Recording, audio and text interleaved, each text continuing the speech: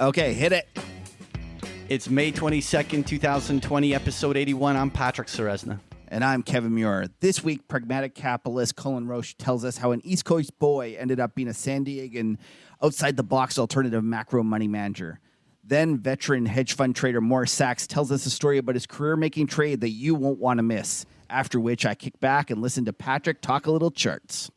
This week in trading history, we look back to the shutdown of the Hong Kong Stock Exchange after Black Monday. We then get to the WTF Clip of the week and finish off with the top 3 things to watch next week. So let's get Cullen on here.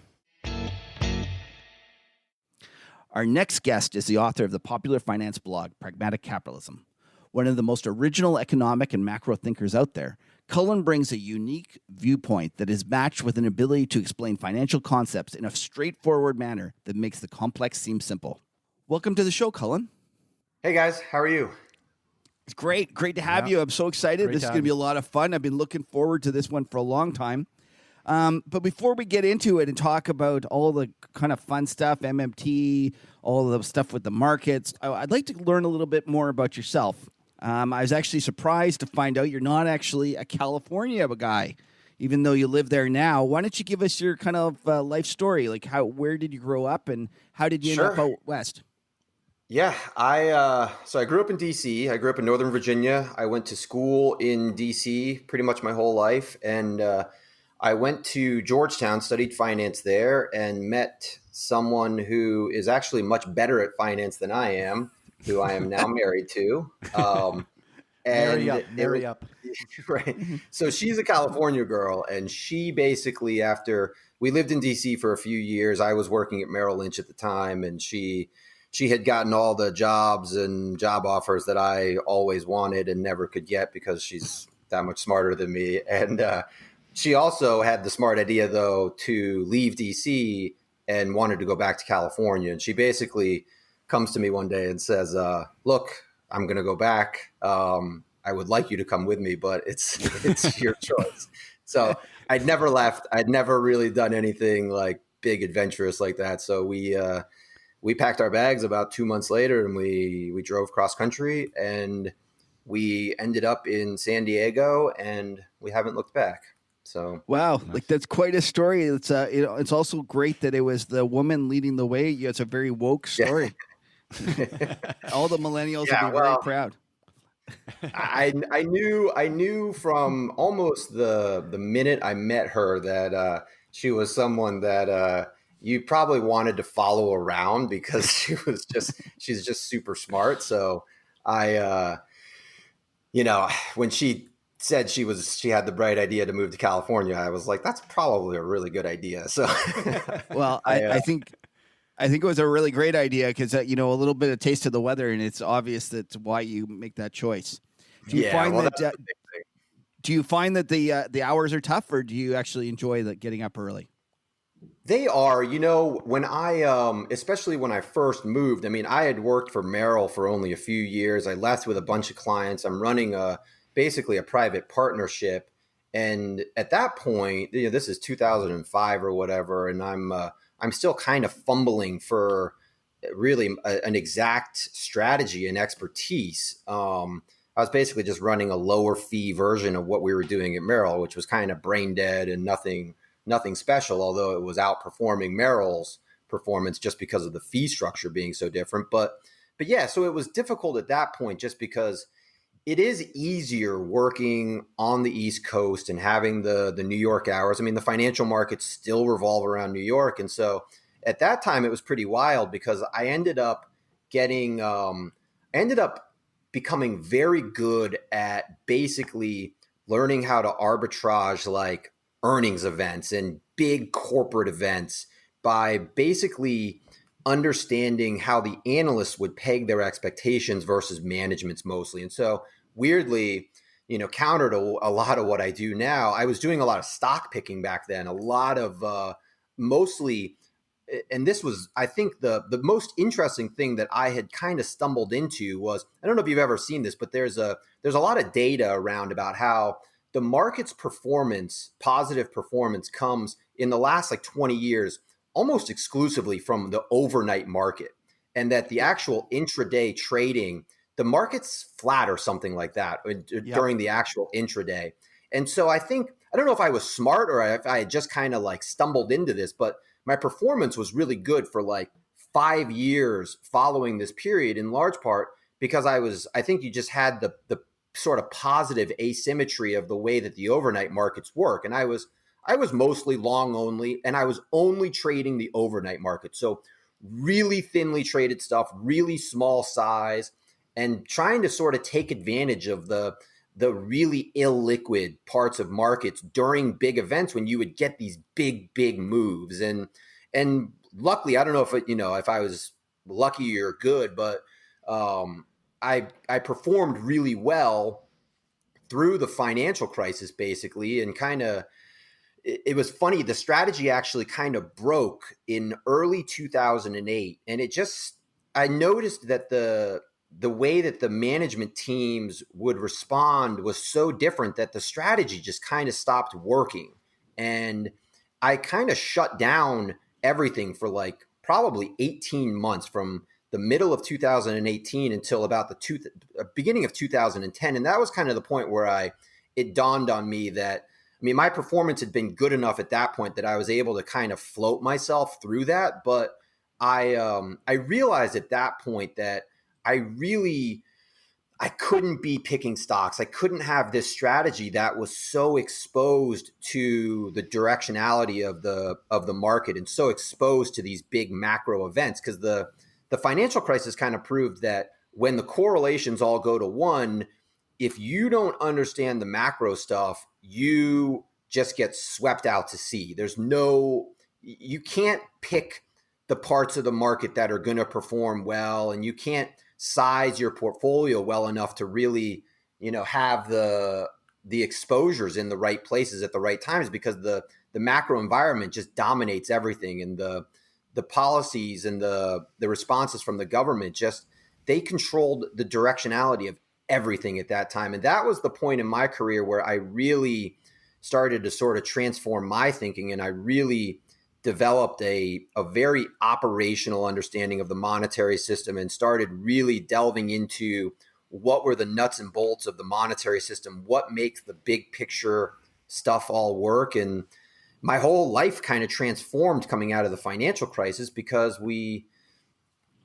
I basically became sort of a macro expert to some degree, in that I had developed an understanding of the way things work in a sort of, I think, unique way, or at least counter to what a lot of the mainstream economists and mainstream analysts were saying, that I think made my perspectives unique enough that they were interesting, if not, just different. So, what? Sorry to interrupt there, Cullen. What drove you to see things differently? Lots of people at that time would have learned about the kind of traditional economic theories and been indoctrinated with the same sort of thinking that's prevailed through Wall Street. But you went and took this opportunity to really look at it almost from the ground up and say, how does it really work? Where did that kind of desire come from? And then how did you execute that? Like, how did you go and make sure that you weren't kind of exposed to what everyone else was thinking?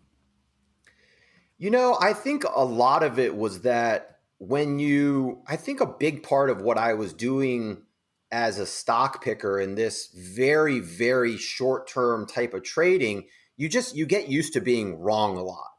You get very humbled by what you're doing for a living, because you're just trying to be right, maybe half the time. And if you have the size right and you're half right, 50% of the time, then you end up winning more often than you end up losing. But it's a very humbling thing. You learn to be wrong a lot. And I think that what that did for me coming out of the financial crisis was it made me very aware of my own biases, and it made me very aware of the potential that these big sort of mainstream narratives that a lot of people seem to sort of take as, the gospel are not necessarily right. And you need to always sort of try to see the other side of the equation. And so I think when a lot of people were coming out of the financial crisis saying that there were a lot of narratives at that time. The two big ones were this was the next Great Depression and that everything was going to turn into Zimbabwe. And I kind of, I explored all of those options, but I also turned over a lot of other stones. And I don't know why, but the ones that seemed to make the most sense were the sort of, the post-Keynesian views or the more operational views of the financial system and the people who were saying things that were a little bit different. And, actually one of the interesting things that drove a lot of my thinking at that time was that I have a couple of friends who work at Nomura in Japan who I had talked to before QE was kind of getting rolled out. And they started explaining to me exactly what these things were doing. They walked me through the accounting. My wife is a forensic accountant. So, I mean, I was really deep in the weeds with the accounting at this point and understanding, how the balance sheet flows were going to work across the economy. And the hyperinflation narratives didn't make sense. But at the same time, the Great Depression narratives also didn't make sense. So I kind of ended up arriving, in this weird middle ground where I was like, things are probably going to kind of muddle through and QE is probably going to make interest rates go down a little bit. And working from an operational perspective, it just didn't make sense that you were going to get really high inflation or that you were going to get this depressionary deflation either. Right. And so, you mentioned some friends at Nomura. Did you explore Richard Koo, the balance sheet recession? Did you go down that road? I did. I've never talked to Koo, but I wrote a ton of, his, The Holy Grail of Macro was kind of, that was one of the books I read back then that was really a core foundational view. I think Koo gets a few things wrong. It's been a long time since I revisited that book and his views specifically, so I don't want to put words in his mouth, but he has a little bit of a more mainstream econ background. Maybe a little bit more like his balance sheet recession idea has a little bit of a liquidity trap perspective, which is a very sort of mainstream idea in that it's basically revolves around the idea that there's too much demand for money and that the economy kind of gets seized up because there's a really high demand for money and people are paying off their loans. And so the balance sheet recession has similarities to some of the things that Paul Krugman was saying to some degree, which I just don't, I didn't necessarily think that was exactly right. But the balance sheet recession was really, I think, accurate at that time in that the economy coming out of 2008 was so over indebted or so mispriced because of housing that when housing prices came down and the debt bubble kind of started to collapse, that the consumer balance sheet was just ruined. And so you had a lot of people who were basically paying down debts and in essence destroying money, which had this hugely deflationary effect. And the Fed's policies in response were to sort of flood the system with reserves, which, if you take a mainstream econ course, you would think, oh, well, reserves go into the system. Banks can then, multiply these reserves. And then that'll create all this new money, which will potentially create, really high inflation or whatever you think. And at that time, I'm talking to all these guys in Japan, and they're saying, that's not what's going to happen, that the banks aren't going to lend their reserves because banks don't lend their reserves to non-banks, basically. They only lend their reserves to other banks. And so They can't force these reserves out into the financial system. The only way that those reserves can become, or sort of multiply into new loans is if people actually come in and want the loans in the first place. And that was the core problem in 2009, was that there was no demand for loans because people were paying down their loans for the most part, because people were largely bankrupt. So it was just all so counterintuitive to what you were reading in the mainstream. And, luckily, it turned out to be right. But I still looking back on it, it's weird to me that more people didn't have that view, just because Japan seemed like such an obviously correct playbook to me. And okay, so your friends in Japan send you the right way, and then you continue down this road. So what were the next influencers, and how did you expand on this kind of macro thinking that's, let's just say, out of the box? I was talking to, again, the people that I was probably most influenced by at that time were a lot of bankers, a lot of people who actually worked on Wall Street in finance who, again, were describing the kind of plumbing of the financial system to me and telling me, hey, we don't make loans based on how many reserves the Federal Reserve pumps into our balance sheet.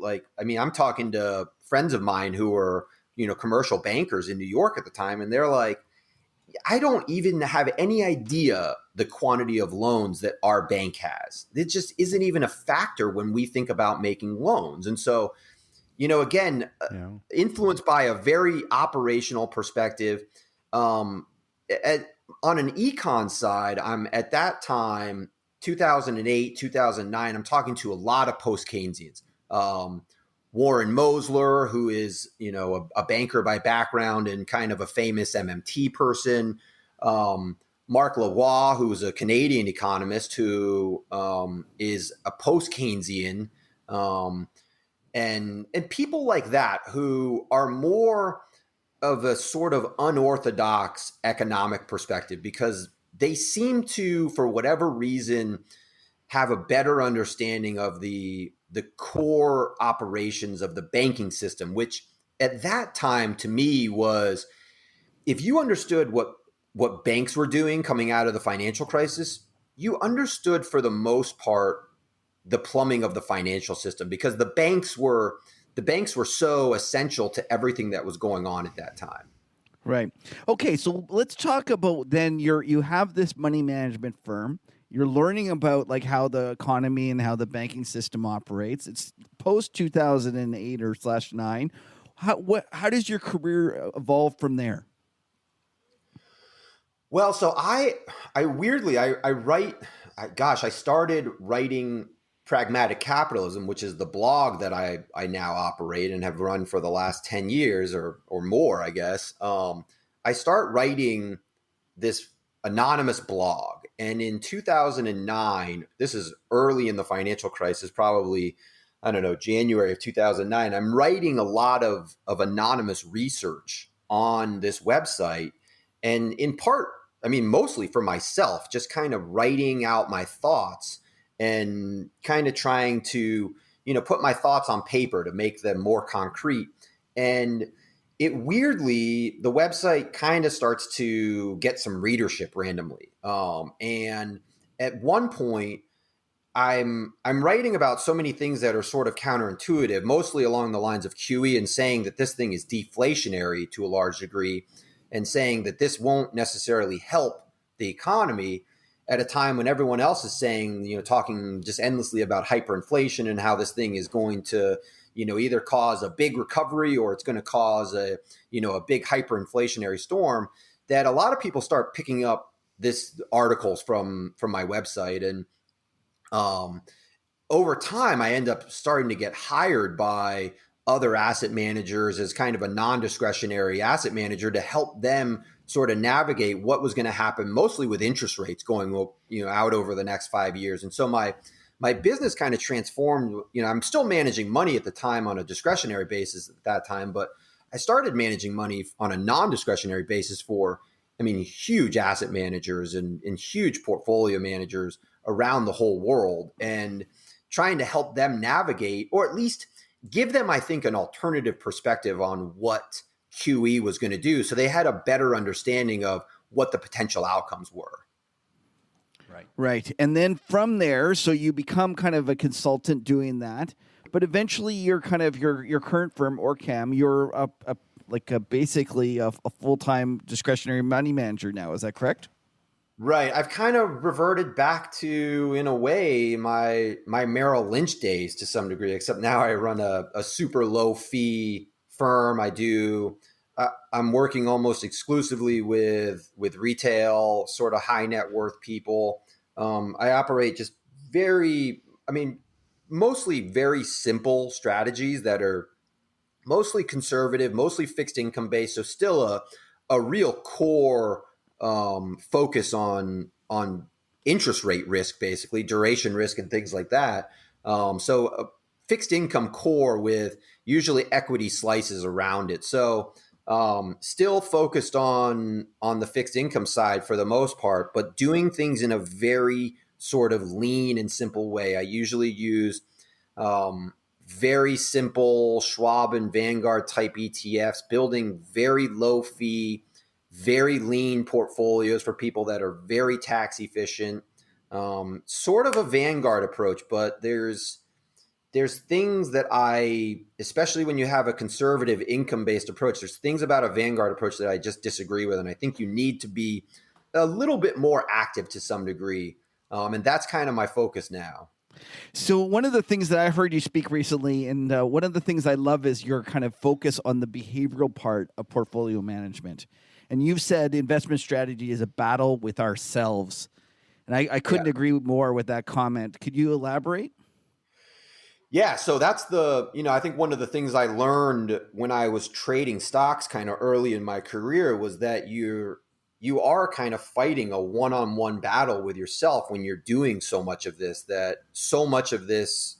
arguably all of it is behavioral. And the more behavioral risk you expose yourself to, the more financial risk you expose yourself to. So, I often say that, factor investing is very popular these days, value or whatever it is, or, all these momentum, all these different factors that people talk about. And my view is the only factor that really matters, the only quantifiable differentiator is people's behavior. Like people always talk about Warren Buffett and how great Buffett is. And honestly, I don't know if Buffett is even, that great of a stock picker as much as he is just an ultra disciplined type of guy, in that he responds to certain environments in very, very disciplined ways. And I think that the people who have that sort of discipline and that behavioral control and the ability to not be greedy during big bull markets and then, be greedy during big bear markets, oversimplifying everything to some degree, those people who have that psychological control over the way that they manage their portfolios are the ones that really generate alpha. I mean, really generate different types of returns, because they just don't make the big mistakes, the big colossal mistakes that a lot of people make when things get scary. Right. And even people with like a 60-40 portfolio are often surprised at the volatility in that portfolio. Yeah. Right. And they're and over the years, what's been your experience in terms of how you have to make sure people aren't selling in the lows? How do you deal with that? Yeah, so it's funny. I during 2008, and this was a big part of it, played a big influencing role in the way I kind of ended up running the strategy that I kind of do. But I had one of my clients back then in an IRA had a 60-40 portfolio, and I'll never forget it. He was an older guy, really good risk tolerance, really smart guy. And he has a 60-40, something like Vanguard Balanced Index Fund. And he calls me up and we're talking about his portfolio he has with me. And tangentially says, hey, my 60-40 is down 35% right now. I'm scared out of my mind with it. I feel like there's no risk management in it. There's no control. I don't know what to do. And I want to sell it. And I didn't know what to tell him. I did not have a good financial advice for him at that time, because the sort of standard advice with a portfolio like that is, well, just hold onto your butt and ride it out. And that's, behaviorally, that's just not a sufficient answer to me. It's just not, telling someone that the stock market is going to fall a lot and that when it does, you just need to be scared out of your mind and ride it out is not a risk management strategy at all, So what I basically have done over the years is I've developed a strategy that's sort of macro based, that it rebalances portfolios differently than a 60-40 would. So for instance, the way that I like to think about risk in a simple portfolio like a 60-40 is that your 60-40 is actually a lot more like an 85-15 portfolio, in that the amount of volatility that comes from the 60% piece, it so greatly overweights the bond piece, especially now when interest rates are super low and the bond returns are going to be so low that the portfolio is a lot riskier than it looks. I mean, a balanced fund like a 60-40, Vanguard calls their 60-40 a balanced fund. It's not balanced at all. You're extremely overweight the equity market piece of that portfolio. And what I wanted to do for people was basically help them manage some of that behavioral risk in a sort of sensible way. And so what I do now is I run a strategy that I call countercyclical indexing, which it takes something like a 60-40, but as a bull market advances, rather than rebalancing it constantly back to 60-40 every year. So for instance, in 2019, your 60-40, the stock piece goes up 30% or whatever it was up in 2019. So your 60-40 grows into, say 70-30 or 75-25. Vanguard takes that portfolio and rebalances it right back to 60-40. And in my view, that's at least partially wrong, because what they're assuming when they do that is they're assuming that the new 60 going into 2020 is just as risky as the original 60 that you own. And I would argue that a lot of the times when the stock market goes up significantly, or especially as a bull market advances, that 60% slice actually becomes riskier. And so it's sensible at times to take that 60 and consider to, try to quantify the risk of it and rebalance it back to, say, 50% or 40, so that you still have equity market exposure, but you've reduced it so that you're accounting for, potential turbulence ahead. And so that if something like, a pandemic occurs in 2020 and the equity market has been on this huge high and is exposed to this potential downside, that, you're buffered from it. You have a behavioral buffer so that you're a little better insulated because you've rebalanced in what I think is just sort of a smarter way. And it's still very tax efficient, very fee efficient. We're very inactive in the portfolios for the most part. But in my opinion, it just, at least for certain people, it controls the behavioral risk in a way that's much more consistent with their risk tolerance. Yeah, that's great stuff. And there's so many people that you see that end up selling at the lows because they told you that they were high risk tolerance, and then when reality comes to it, they're not. One of the other things I've heard you say, Cullen, that I thought was really interesting is that the idea that the stock market is a much better hedge than gold in terms of protecting against inflation. Let's explore that a little bit, because I think most people would find that argument counterintuitive. Yeah, well, it's, again, kind of going back to a sort of operational perspective of things. What is the stock market? The stock market is basically just, it's an instrument that generates a return based on mostly how much profit the underlying entities make. And, the weird thing with inflation is that over long periods of time, if there's high inflation, the highest quality corporations in an economy should maintain a large degree of purchasing power. If the price of a loaf of bread is skyrocketing, some corporation is selling that loaf of bread, and they have some pricing power in their ability to still maintain a profit. And so, the returns from the stock market are basically, the cost of purchasing goods and services at the corporate level, and whatever the spread is on, their profit margin, being able to on-sell those goods and services to consumers in the end. And so the weird thing is that the stock market has, to a large degree, an inherent inflation buffer in it, just because the underlying corporations they're largely price setters. They have a certain degree of purchasing power protection in the way that their business model is operated. And so I would argue that, especially an instrument like the S&P 500, which is a very high quality, sort of at least mostly aggregate of the economy, those 500 companies, they have a lot of pricing power, and they're going to maintain pricing power even in very high inflation environments. Whereas gold, I mean, to be honest with you, I don't even know what drives the price of gold. I mean, there's a commodity component, but then the other component of it is mostly people who, I don't know, are watching Fox News and buying, gold because someone's selling it on an infomercial and selling the idea that the whole world is going to blow up and you need to buy gold because when you're in your bunker, you're going to, need something pretty to look at or something. I don't even... I'm not even sure what drives the price of gold. Cullen, I think you triggered Patrick. He wants to ask you a question. Well, no, but absolutely. But Cullen, listen, I actually completely agree that there's an inflation hedge built into equities to one degree or another because of their pricing power. But how do you size up a situation like the 1970s where the Dow during that period of inflation stayed relatively flat on a nominal price basis, but on an inflation adjusted basis, on a real basis, there was even 80-90% of the value of the stock market was purchasing power was wiped out, and I guess that was because the multiples are changing. But how do you size up a situation like that? And when you build a narrative this way that you describe the way you look at inflation?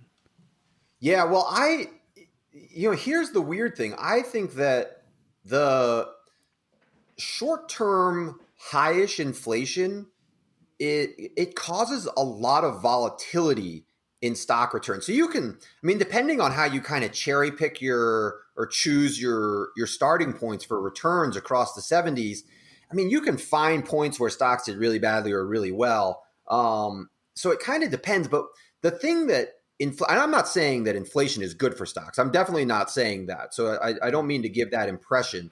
What I'm really saying is that stocks at least have some inflation hedging component to them that arguably makes them, if not as good as commodities or gold, it makes them better protectors of purchasing power, certainly, than when compared to like bonds or cash or something like that. That is just you're a pure sunk cost if you're caught in a high inflation.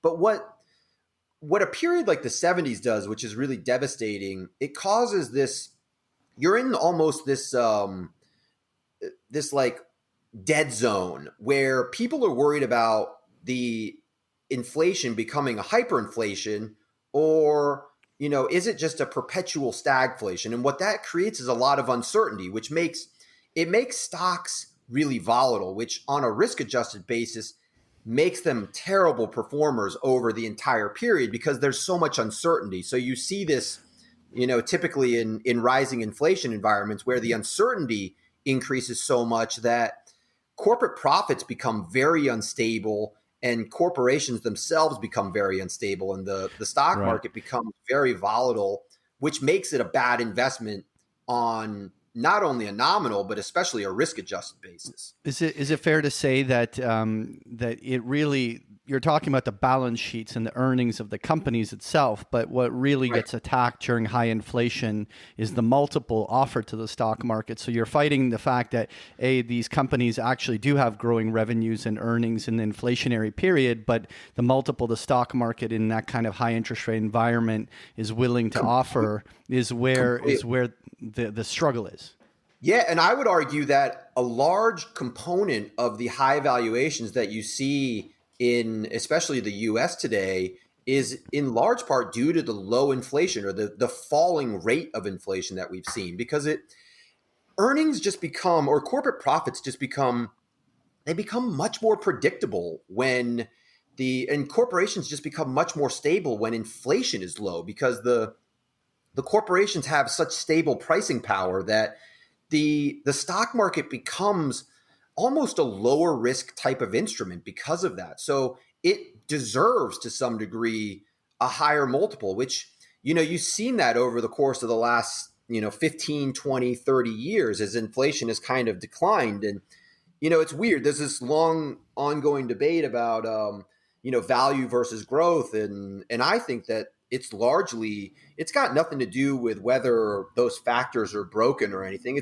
It's in large part an inflation story that growth stocks have become better performers in large part because companies like big tech stocks that would be super, super volatile in a high inflation environment. In a low inflation environment, these high growth companies, their profits just become so much more predictable because the economy is somewhat more stable, that they deserve a higher multiple, in my view.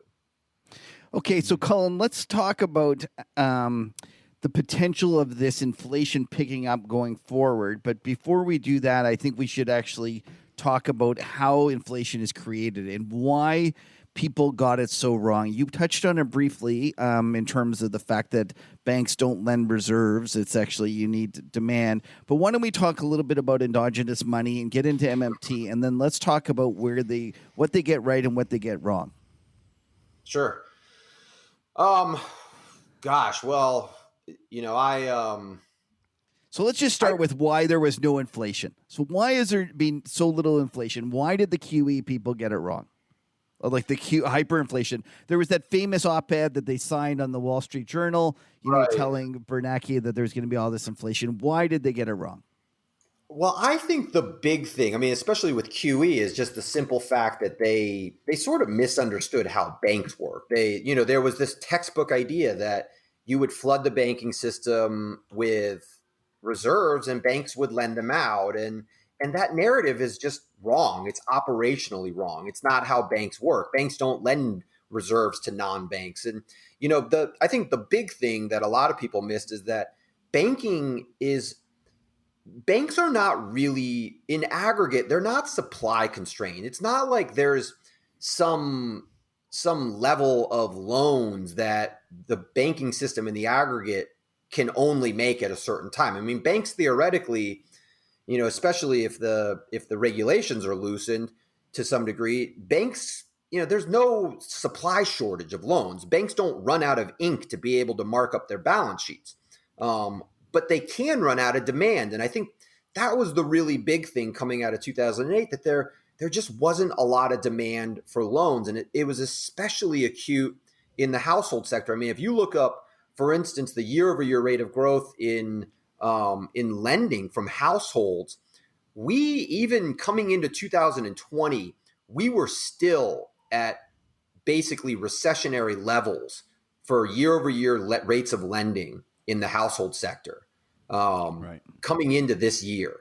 And so 10 years out from all of this, you still had very weak demand from households. It had picked up from other sectors to some degree, but from the household sector, which is one of the, the core driving components of the entire economy, there was still very little demand. And so, to me, it was still largely a demand story, that the balance sheets were still too broken. You didn't have the underlying macro demand or aggregate demand to create a high inflation. And you've got all these like tangential effects too. I mean, you've got, demographic trends that are very negative. You have technological trends that are very negative for prices in terms of, up until about this year, we've become so good at building things that, we end up throwing more things in a landfill than we ever did. So there's all this turnover in supply because there's just no shortage of it. And so, in terms of pricing, there's a lot of big macro impact, or a lot of big macro events that are putting downward pressure on prices. Right. So now the MMT folks come and they say, okay, we understand that the private sector isn't doing any money creation. And the problem is that the government needs to do more fiscal. Now, Warren Mosler might say that might entail taxing less, whereas an AOC might mean spending more. But regardless, that seems to be the road we're headed. Would you agree? Oh, yeah. I mean, well, gosh, we're there already. I mean, I don't think people still fully comprehend. I mean, the stock market has snapped back a lot in the last, few months. And I've been saying in large part, it's because people don't seem to fully appreciate how big the stimulus, at least in the United States, was. I mean, we ran about a $1 trillion deficit coming out of 2009. And this year, the estimated deficit's going to be $4 trillion. So we're talking about an economy that is not that much bigger than it was in 2009, but is going to run a 4 times larger deficit. So that's a hugely, hugely stimulative impact coming from the government sector. One of the things that post-Keynesians often talk about is the Kalecki profits equation. And this is basically an equation that shows, what are the big sectors that drive corporate profits. And, if you look at it, this is one thing a lot of people don't consider, is that government spending is a huge driver of corporate profits. And so when the government runs a $4 trillion deficit, they're filling in a huge hole that currently exists from both the household sector and the corporate sector and the foreign sector. And they're going to make up for a huge, huge quantity of the lost demand coming from those sectors. So, all else equal, the government sector is going to drive a big, big boom mainly for corporations coming in the next few quarters. So, Cullen, that one equation that the government's deficit is the private sector's credit is probably one of the most difficult things for people to accept. They probably had you up until, you probably had everyone till then, and then they're like, oh, there he is talking about crazy stuff. And then, listen, like that is one of them that is difficult to get your mind wrapped around, but it is true. Yeah, it's true. It's also, gosh, it's more, it's a little more complex than that, just because I think the thing that's hard to kind of totally quantify with all of this is that I like to think of so I don't know do they have homeowners associations in Canada? Yeah, for sure. Yeah. Okay. All right. I wasn't sure. But I thought maybe this was a crazy American invention or something. So I'm glad you guys are crazy also. But anyways, the way I like, or the example that I often like to use is that the government is a lot like a big HOA, in that what basically happens when a government forms is that you have a whole bunch of people who are, neighbors, who are, let's call them homeowners, and they form a sort of centralized entity to help manage some of the kind of tangential problems in the neighborhood or whatever. And the government basically creates a way of helping to manage the rules and the economy in a very similar way that an HOA does. And the interesting thing is that when, the reason why I like this example is because, if the three of us formed an HOA to manage our homes, and we created a bunch of new liabilities for those homes through the HOA, technically none of us would personally have a liability from those. And if we created new assets, I mean, you could technically argue that the assets we create from that HOA they're now ours. So the HOA's liabilities are our assets. But at an aggregate level, we all own the HOA. So we're all also we're on the hook for what the HOA does. And the government operates in a very similar way, in that their liabilities aren't our personal liabilities, but the government's liabilities are the aggregated country's liabilities, in a sense that you have to be mindful of what they're doing, because they do impact us all personally in tangential ways. Right. So now let's talk about MMT. And at first it feels like, but woohoo, the government can spend all this money. It's free money. There's no problem. So you don't have to worry about the deficits or the long-term debt. And eventually, though, they will argue that will create inflation. And then once that inflation comes, that is the real constraint.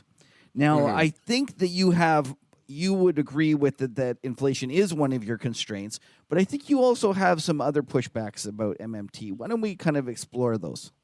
Sure. Yeah. I mean, I think they have a potentially flawed theory of inflation. And I think it stems from the way that they view their concept of funding. So they have a very sort of government-centric view of the world, where they basically say that the government can not only spend money at will, but that it can also determine the value of that money at will, basically, that they can very precisely control what the rate of inflation is. And my view is that this is, it's misleading at best. I think that the MMT people basically like to say that the government spends first and it taxes second. And the purpose of that narrative, or a big part of it, is that they're trying to argue that the government can control the quantity and the price of its money because it's the ultimate money supplier. Basically, they like to say that the government's the monopoly supplier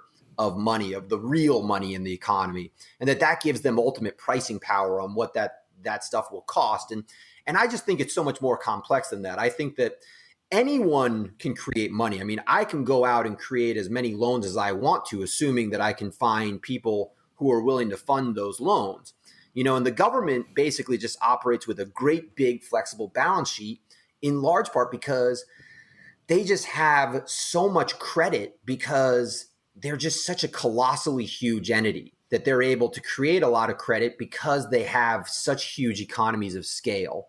And I think that the problem with the MMT narrative is that by assuming that the government doesn't need to fund its spending, they're basically saying that the government doesn't rely on non-government demand for money, that the non-government can't set the price of money. And I don't think that's really true. That if the non-government, let's say, for instance, that the MMT people take control and they devise a job guarantee program where they just pay everybody to sit at home and paint pictures, on their iPads or whatever, and they send everybody a paycheck. Well, the government obviously will create an incentive structure there where you lose output, you lose resources, you lose your source of cash flow that to a large degree provides credibility to the government in the first place. You end up having to run ever larger deficits, and you potentially create an environment where non-government demand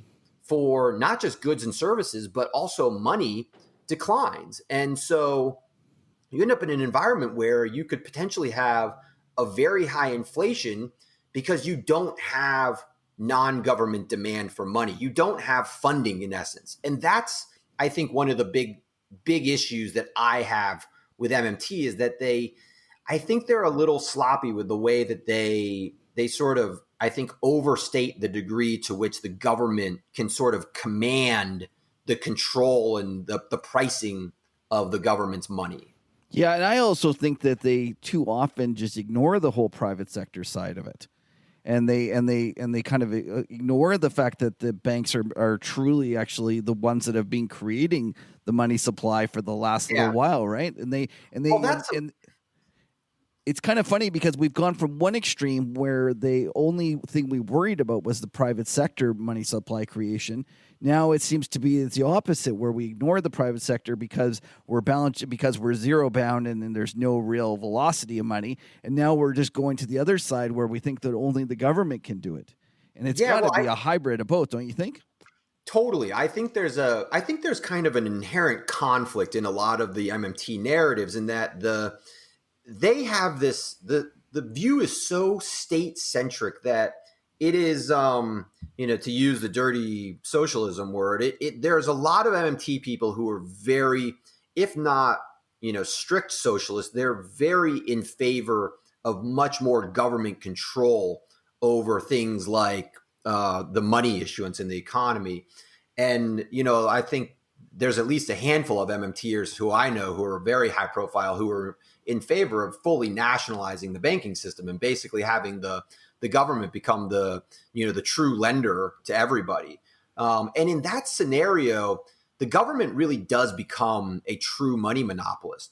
But in the current structure, you have this sort of weird, I think, conflict with the MMT world and reality, where the private banking system is basically a for-profit, very capitalist system that to a large degree controls the money supply, because the government has allowed a very, very safe form of money to basically be created by the banking system through a for-profit capitalist type of system. And so,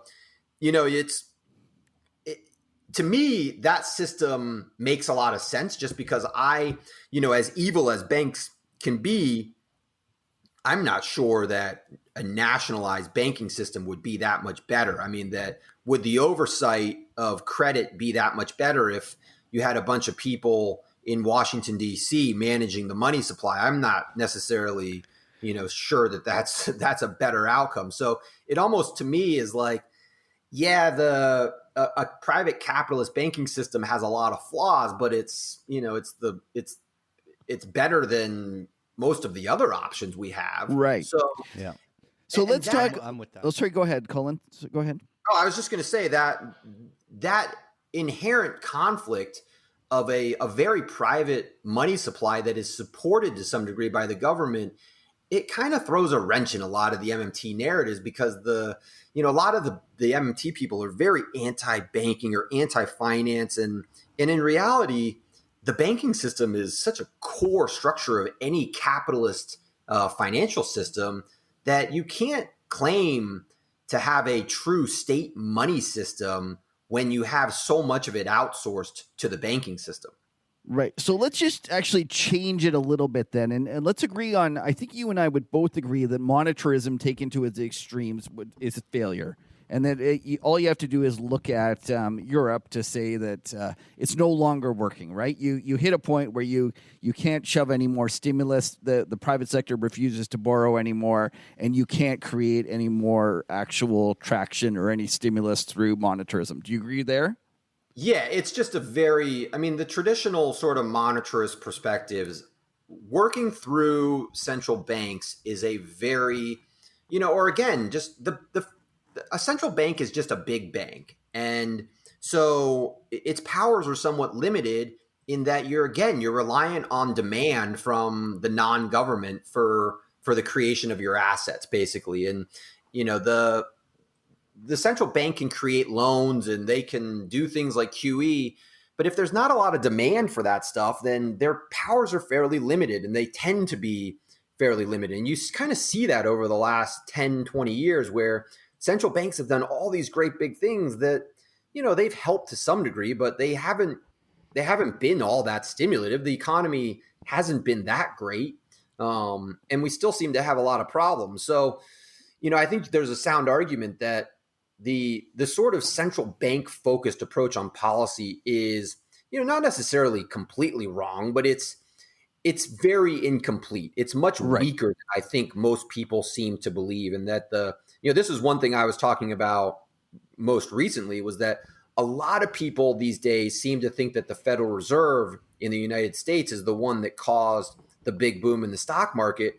And I'm over here screaming, the U.S. Treasury is going to spend, $3-4 trillion this year. Why is this huge entity that is actually the one creating the real net financial assets for the economy, why are they the one that's being ignored? Why is it that the Fed is getting all the credit for this, when the Fed is mostly just swapping assets for other assets, and the Treasury is the one that is just, if you wanted to call something printing of money, the treasuries in governments, they print actual T-bonds. They print actual net financial assets. And those are the ones that are net adds to the private sector. Whereas things like QE, they just swap safe assets for safe assets. It's like swapping checking accounts for savings accounts. I completely agree with you, and it's just because everyone's still monetarist at heart, and they're focused on the old way of allowing, like, you put down the price of money and the private sector picks it up and runs with it, but the private sector isn't picking up and running with it anymore,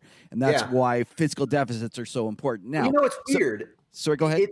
It's weird in that one of the interesting things about MMT is that if you treated the central bank, if you treated the Treasury like it was a central bank, basically, MMT is a very sort of quantity theory type of approach to economics, in that the MMT people say that the quantity of net financial assets that the Treasury creates is really the core determinant of policy, basically, and that the Treasury, through a fiscal approach and through a job guarantee, could very much control the dial of the economy.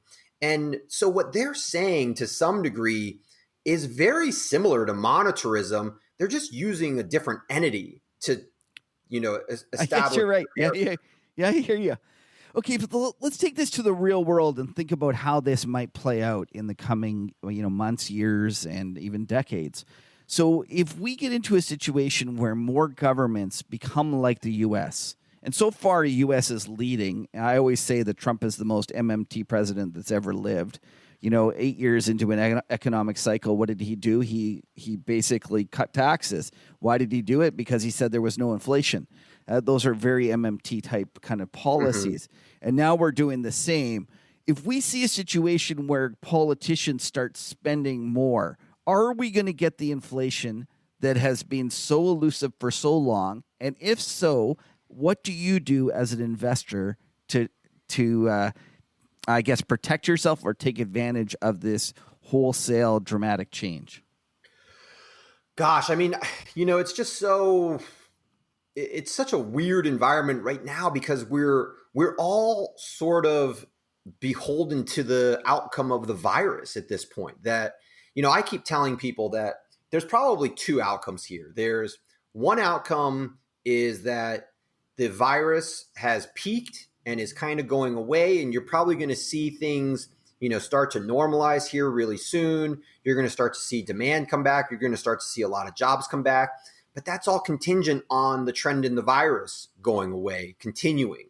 And the alternative is if you get a situation like, say, the 1918 Spanish flu, where let's say this thing flares up in a big way in the fall and just decimates us again. And people are starting to get a little, arguably complacent right now. They're starting to venture back out, and you have a lot of the ingredients for a big flare up again to occur. And if that were to happen, you'd have a big lockdown again, probably in the fall. The economy would seize up in a huge way, and the government probably couldn't spend us out of that if they, no matter how hard they tried, because the mass defaults across the economy would be so significant that there is an argument there that situation is much more devastating than the financial crisis. So that's kind of the scary outcome. But the inflation story is totally dependent on the outcome of the virus. Okay, but what about, Cullen? What about if they do this? What if we get a vaccine? Let's just say it's like lightning strikes. We get one at Christmas time. Everyone's up and we're going, and yet politicians continue to run deficits that are 15% of GDP. What if this is the new normal that we're going to expect? And how would you position your portfolios? And first of all, would you agree? I think you would, but that would create inflation. And then if it does create inflation, how would you position your portfolios? Yeah, I mean, I don't see how it couldn't. I mean, you've had so much supply come offline in the last, 3 months. And then you have this huge government program that is initiated. I mean, we had core CPI of something like 2.5% in the United States before the pandemic hit. I don't see any way that you don't have a big snapback, at least to that level, probably a little higher. I mean, I could easily see 3-4% inflation in, by the end of 2021 going into 2022 or something like that, where the Fed then is talking about having to raise rates and, they're way above their target on inflation targeting and things like that. And in that scenario, this is part of where I find myself, kind of aligned with some of the inflationist type of people, in that the markets that will perform well are the markets like the gold market. The commodity market will probably do pretty well in that environment. The stock market will, like we mentioned earlier, it'll probably become really uncertain. It'll get very volatile. The stock market will have its ups and downs, and they'll become more extreme. And, value stocks probably become more attractive than growth stocks in that environment. Bonds become, short duration bonds remain at least somewhat marginally attractive, at least as a liquidity buffer in your portfolio. But long-term bonds just get, if you have interest rates that go from 0 or 1% to 3 to 4%, the long bonds get smashed in that environment. You're going to see 20, 30, 40% downturns in those types of instruments. So And that's music to Kevin's ears. His ears perked up the moment. I know. I knew you'd go that, but I set it up though because so here's something, Cullen. What do you think the chances are of, if you had to discount the fact that we are going to stop trying to get more and more monetary stimulus, and we're going to start to rely on fiscal stimulus, and it will occur in a large enough way that it actually creates inflation? What do you think the odds are that we have sustained inflation over 3 or 4% over the next decade?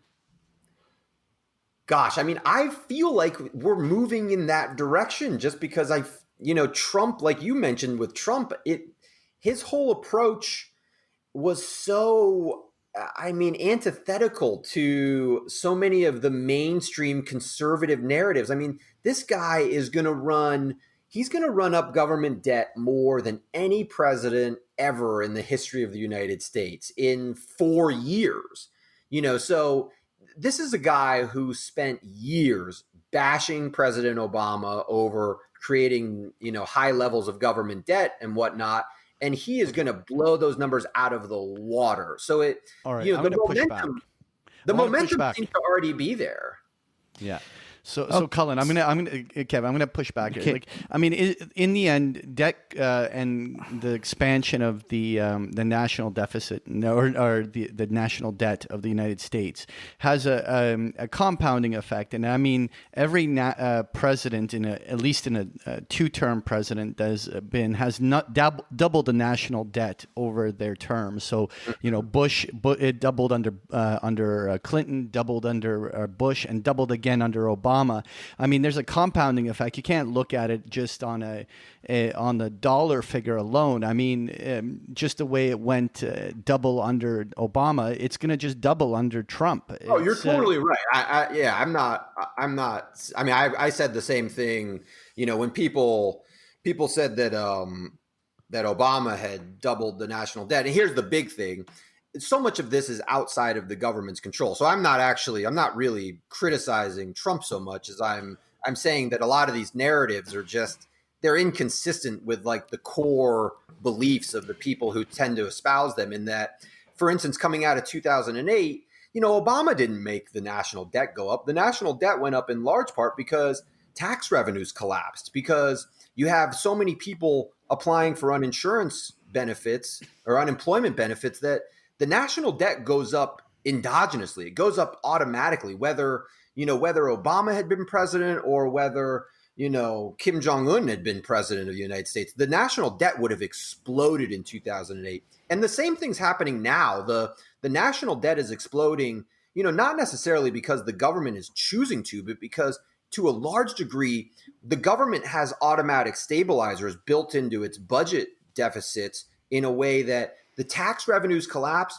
the unemployment benefits, surge, and you automatically end up with this huge deficit that, through no control of the president or anybody really, you end up with a huge, huge amount of new debt just automatically.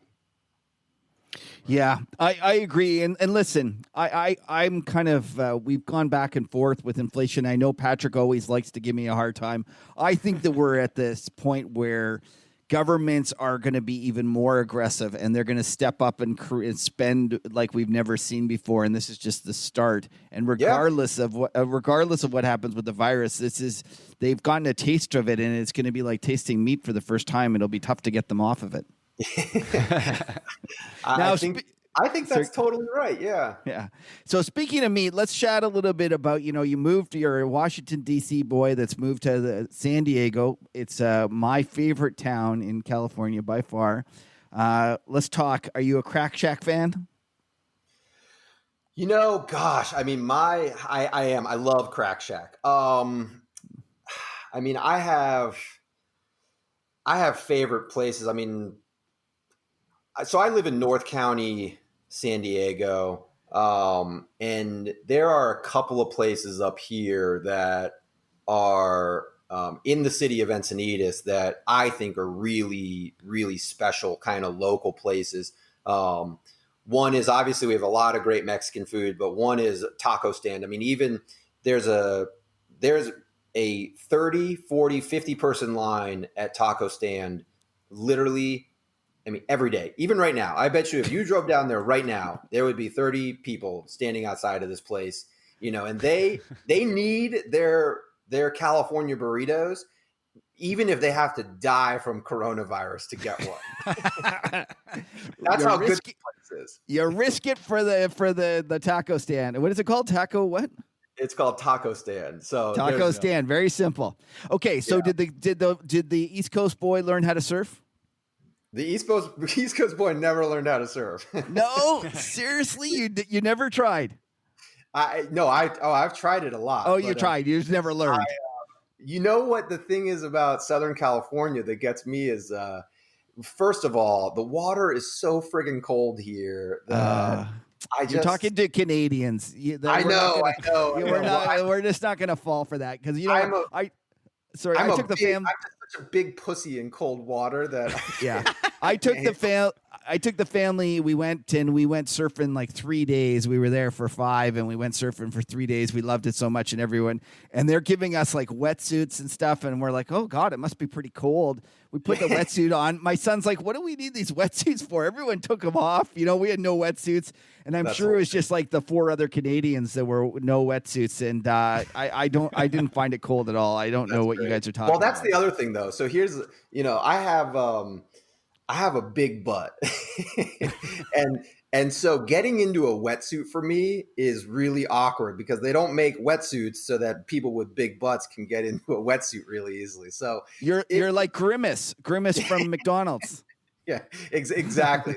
So I would have wars with a wetsuit just prepping. I mean, just prepping to get into the water would take me, like 20 minutes battling with a wetsuit and then, carrying the surfboard and then, swimming out to the actual wave. And then you just spend your time cold and fighting, waves the whole time. And for me, it was just like, oh, it sounds like you've given up. So do you do anything on the water? Like, do you dive or do anything or no? You just walk the beach? I grew up swimming in DC. So when I moved out here, San Diego is kind of the home of triathlon. And so I have a lot of friends who are actually good at triathlons who got me into it. And for, I haven't done one in a while now because the events have all been shut down, but, I've done a full Ironman at this point. Oh God. Nice. Wow.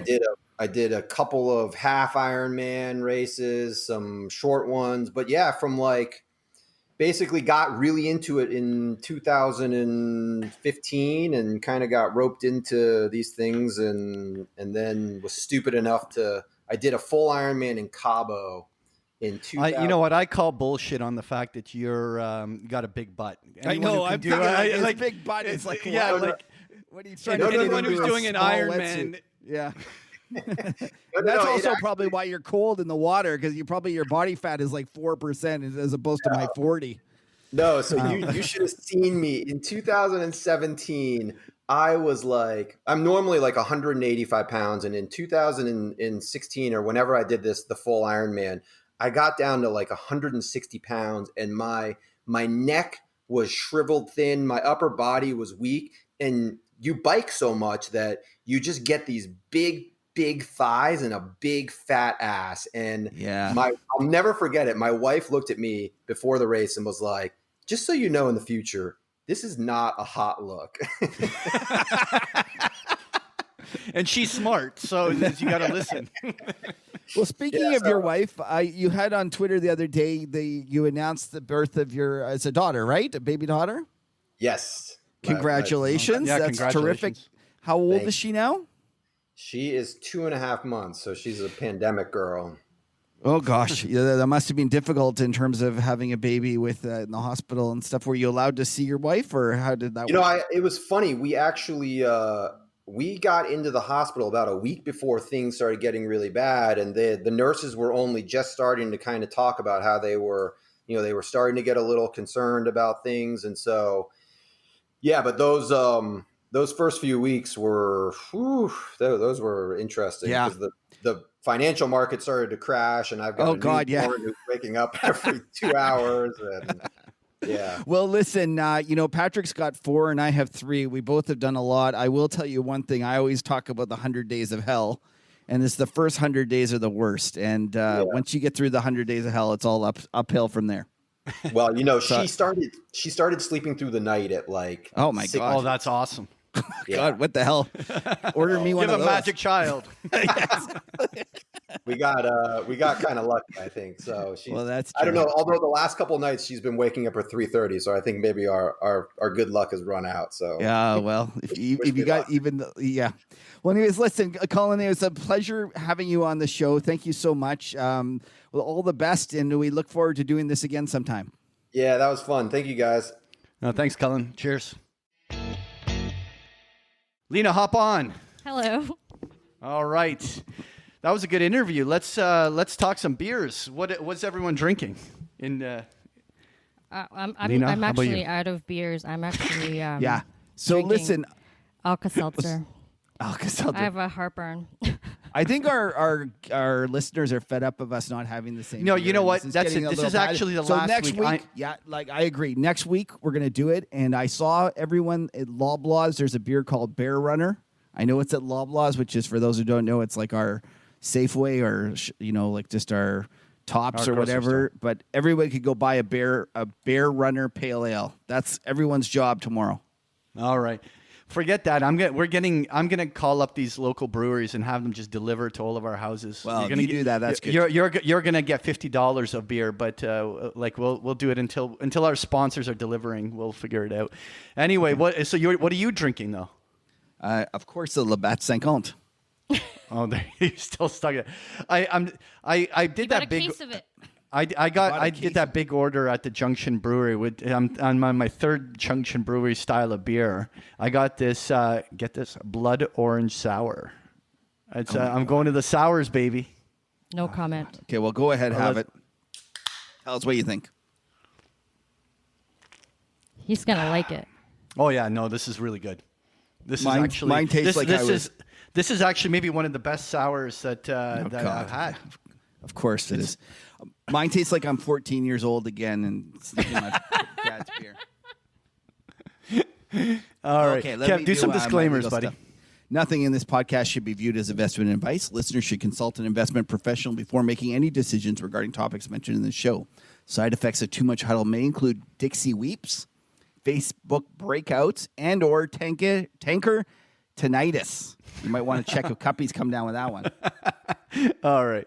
Let's get Morris on here. It's our pleasure to now welcome to the show Morris Sachs. I've gotten to know Morris a little bit through my letter, but I already feel like I've known him all my life. He's now a retired investor, but after a career in the finance business, whether it be from his start as a 24-year-old long bonder at a primary dealer or running a proprietary trading desk for one of the street's most prestigious hedge funds, Morris has seen a lot of markets. It's our distinctive pleasure to have him on the Market Huddle. Welcome to the show, Morris. Hey, thanks. It's great to be here. Before we start, there's a story that I told the other day about one of my career-making trades, and it was a trade about liquidity and the importance of buying in down markets. And then you made the following comment, and I thought it was great. I'd like to tell people this is the kind of witty stuff that you come up with. And you said, number one, you can't buy shit on the way up. Number two, if you're big, you have to be early. And then this is my favorite part. He says, number three, if you're really big, you better be right. It made me laugh. Yeah. And I was wondering if we could talk about your career-making trade, because you did have a trade that was similar to mine, in that there was one trade that kind of put you on the map as a young kind of trader. And why don't you share that story with us? Yeah. Okay. Well, thanks. Those were some pretty interesting comments that you just referred to. They really don't touch so much on this trade as a younger guy, but maybe we could circle back because those were kind of interesting too. But I started full-time trading in 1984, and by 1987, I was trading for a French grain company who had started trading futures cash basis trading.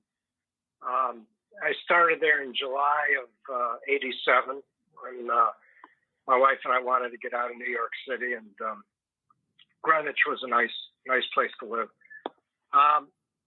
So being the new guy in the group, I kind of got stuck with the tag ends of things to do. And back then, they had just started a new futures contract, the 5-year future, at the Cotton Exchange in New York. I think the futures, the financial part of it, they called the Finex. Right. I don't know. That was probably a little before your time, Kev, right? Yes, it was. For sure. I was still listening to New Order records in my parents' basement. Yeah. So, I was learning this cash futures relationship known as the basis. And so one day I'm looking at the 5-year future, and I got a call from the floor. And the broker on the floor said there was a institutional trader wanted to buy some 5-year futures.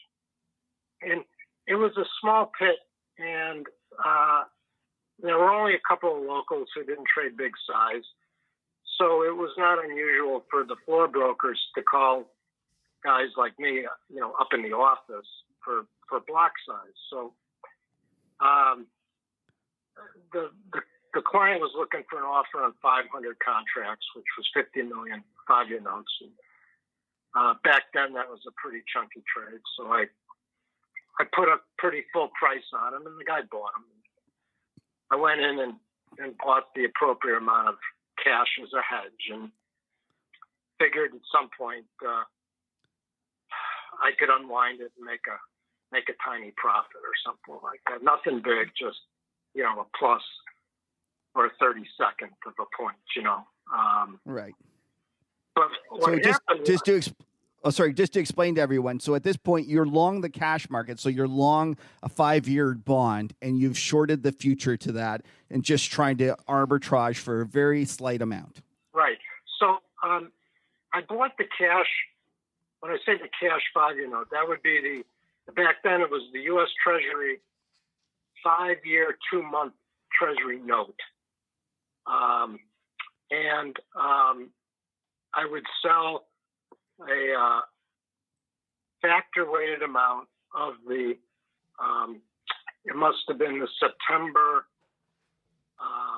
or December 5-year note future at that point. Right. And the idea is you can calculate the difference in terms of the interest differential between the two securities, and then optionality embedded in the contract, and those sorts of things. So, there's not a lot of math, and the math that there is not very complicated, but you just have to do it. And so I had done my homework on that, and I sold the client the contracts, and I figured in a day or 2 or 3 later, the contracts would cheapen. I could buy those back and sell out the cash notes and make a small profit. But a couple of days later, the floor called again and said, the guy's back. He wants another 500. And I'm like, oh, okay. I wasn't really expecting that, but I put another 500 out there, and probably a little richer or more expensive than the first block, and then he bought those. So, needless to say, this continued for days and weeks, and it had gotten to the point where I now had, and I don't remember the number, but I want to say it was maybe 500 million 5-year notes versus a weighted amount of 5-year futures. Right. So, and this is 1987, right? So 500 million is a real, I mean, it's still a lot of money, but not like it was right 20 or 30 something years ago. Right. So anyway, now I'm starting to worry that, what am I going to do? Because now I'm too big. I've got this position on, and Of course, because I'm short the futures, I always have the right to make delivery. And so that was sort of my worst case scenario, that I could just deliver the notes into the contract and be done with it. But based on the calculations, if I did that, I was going to lose some money, and I really wasn't all that excited about it. So I was starting to stew about what to do. And, I was kind of new at the job, and we just moved up from New York. And so, fortunately, for me anyway, not long after that, you had the stock market crash in 1987, right, where the indices were down over 20%, and the government bond market took off. And so now all of a sudden, I'm short all these 5-year futures, which are up 3 or 4 points, but I'm long as many 5-year notes cash that I'm hedged. So as the market was going up, in fact, what I owned was going up faster than what I was short. And then, as luck would have it, the floor called and said, the guy wants to sell now. So I was early and I was big and I was right. And I got liquidity because the buyer had predicted the stock market crash. And so long story short, over the next hour, he sold his 5,000 futures. I bought them from him, and I sold out my 500 million 5-year notes. I think the bulk of them went to Salomon Brothers. And I made some money on it, and I was feeling pretty good. I was 27 and survived the crash. The fun part for me was a week later, I got a call from a guy from the Finex, the futures exchange, said that the guy who had been long the futures contracts was a commodity speculator. His name was Paul Tudor Jones, who has obviously rose to fame and fortune. And I was invited to go to Paul's office in New York, which at that point were right by the World Trade Centers. And so I took the elevator up. Now, this was, if I remember correctly, this was a crummy building, a crummy office in a crummy building. He had like pieces of notebook paper with sayings written on them, taped to the walls and stuff. One I remembered was "Losers average losers," which I think probably good advice. But so he said, "Morris, I heard you made some money on my trade, so you must know what you're doing. How about if you tell me what you did?" And I said, "Well, Paul, that's great, but why shouldn't I tell you how I made money?" And this was the line of the week. He said, "Morris, I could teach you to paint, but that won't make you Picasso," which is true. But and he said it in his southern drawl too, right? He sure did. He sure did. It was a great moment for me, and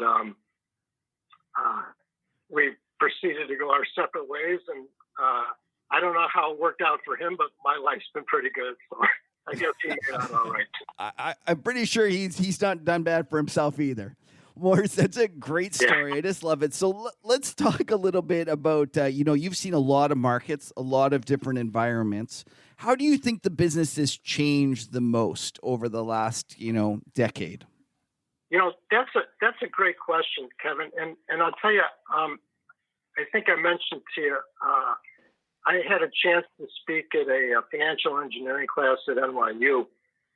And that was one of the things I really wanted to talk about, was how the business had changed. And we didn't get to spend a lot of time on that. They were more interested in sort of option theory and stuff. But,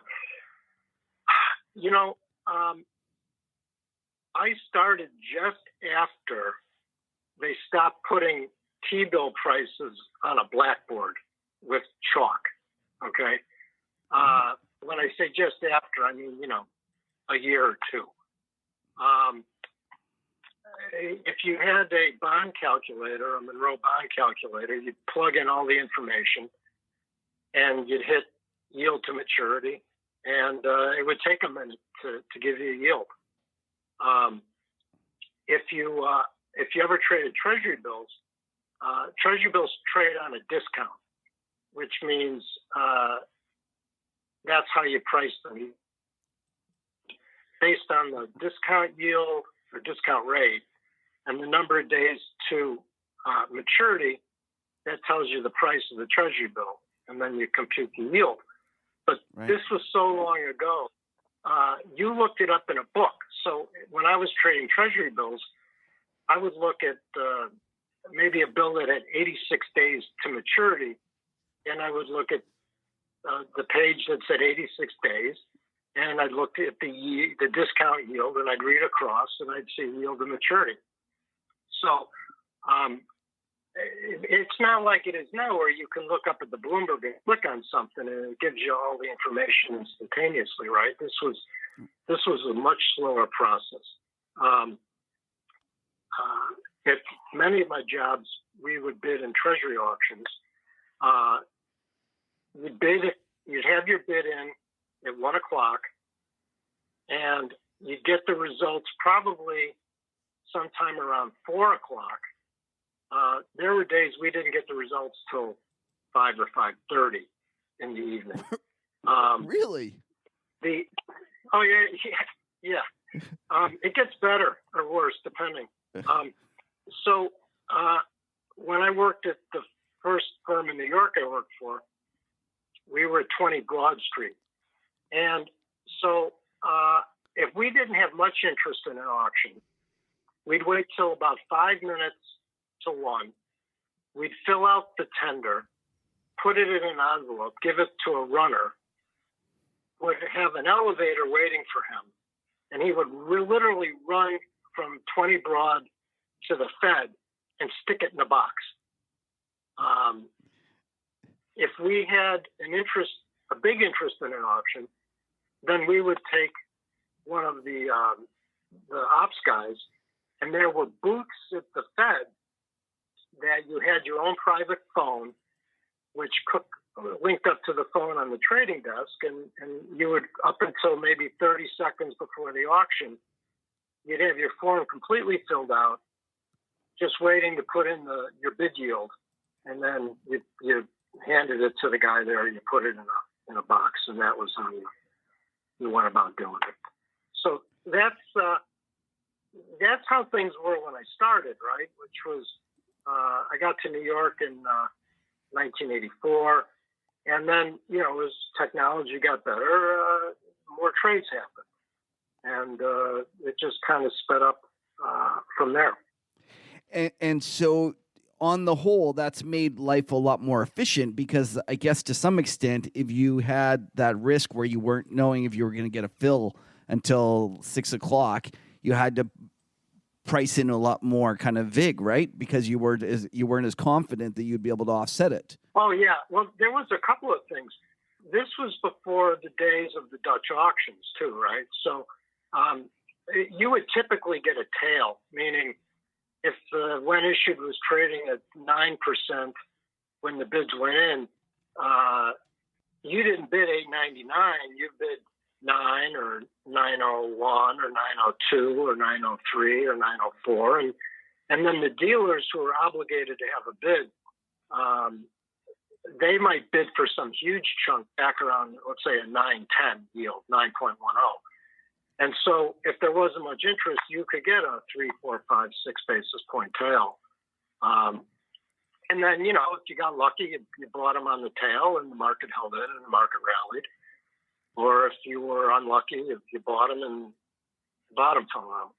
But, there was a different approach to the auctions for sure. Right. So nowadays, the Fed's actually, Treasury is a seller of kind of fixed income instruments, but the Fed is actually a buyer.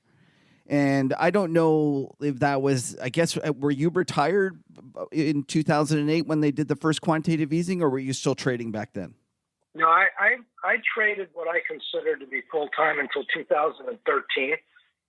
Okay. So I was around through the housing mess, and then through the beginning of the quantitative easing, and I think there was even the forward guidance on rates, where they kind of said they weren't going to raise rates for a specific period of time. Right. But yeah, I've been around. It's funny how you name these things. So the quantitative easing is obviously very, very large, and in most cases, it's a permanent add of reserves to the system because they're buying longer dated instruments. Typically, back when the reserves used to bounce around, the bank reserves, the Fed would come in and do open market operations. If they needed to put money into the system, they would do, repos, which is not, I don't think, definitively different than quantitative easing. It's just the magnitude and the duration. So if the Fed had a short-term ad, if they had a short-term ad, they would come into overnight repo or something. Right. People think that the Fed had no balance sheet and that they weren't, operating in the open market before the quantitative easing. But that's not the case. As you mentioned, they used to go, and that's actually how they signaled that they had changed rates. They actually came in and did either an add or a withdrawal of liquidity by actually buying or selling, right? And that's actually how they moved. And I remember back when we used to watch at 11:45 for the kind of announcements, but they weren't actually announcements. They were basically the Fed coming into the open market to show that they had changed the rate. Yep. That's, I don't remember the exact time. I want to say it was earlier than that. It was a senior moment, so I don't remember exactly, but at X time during the day, they would call the primary dealers as quickly as they could. There were 36 of them, so they'd call 6 and the next 6 and the next 6. But once word got out the Fed was in, the brokers' markets would go subject, and people would tell one another what the Fed operation was for the day. And to your point, back then, the Fed didn't say what their plans were, so people would read the tea leaves based on where the funds rate was at the time, what the Fed watchers thought the seasonal add or drain would be, and then how they managed that. So, for instance, if we were in the time of the year where people were going to be taking a lot of money out to buy Christmas presents or whatever, the Fed would know they'd have to be putting liquidity into the banking system. So they would come up and do either an overnight repo or a term repo, meaning for a certain number of days, right? But, firms like ours would estimate they need to add $500 million today based on our own projections. And if they came in and did a $3 billion customer repo agreement, that would be seen as very aggressive, and it might signal an imminent easing policy. I think that's kind of what you're referring to, right? That's right. Yeah, and as you said, you'd have to read the tea leaves. So, reading the tea leaves today, like what do you see in the fixed income markets in terms of how they've changed in terms of the quantitative easing and all these other kind of newfangled programs? Have they made it tougher or easier for traders, proprietary traders like yourselves and hedge funds to make money in these markets? Well, first of all, since it's been a while, since I've been an institutional-sized trader in the market, I'm just going to try and answer this with what I've heard from former colleagues who are still active.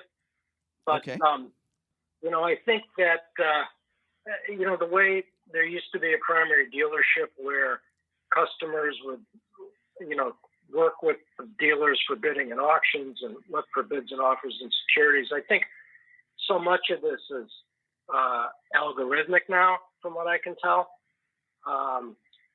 And what's made it difficult for guys who used to do what I did, which was either kind of cash futures or relative value arbitrage stuff, is they changed a lot of the banking rules with the Volcker. So a lot of the bank desks have had their capital kind of constrained. So I think in general, there's substantially less liquidity in the fixed income markets. I think the fact that the Fed has been buying, some huge percentage of the issuance from the Treasury, that there's not a huge overhang of securities in the Treasury market. But I think that it sets up it set up a problem you saw recently with the virus stuff, in that the banks don't hold inventory of these things. So if a client comes in to sell, they have to match up a buyer, and that's not really how that works, right? That's the role speculators play. That they buy when there aren't any other buyers, and they sell when there aren't any other sellers. And you've taken the bank's capital out of that equation.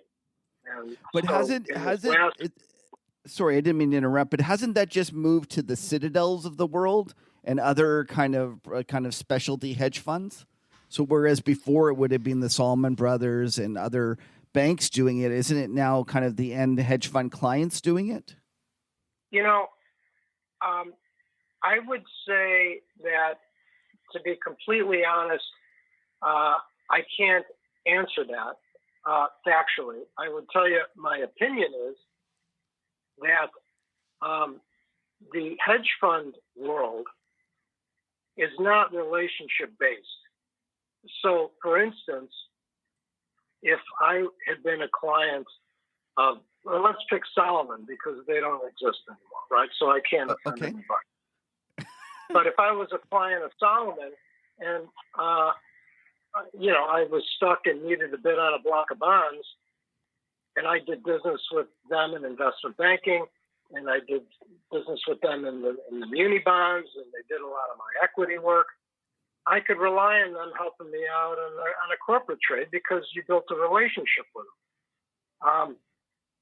I don't see these hedge funds, and having worked at two, I can tell you one of them, of the two, there's no relationship.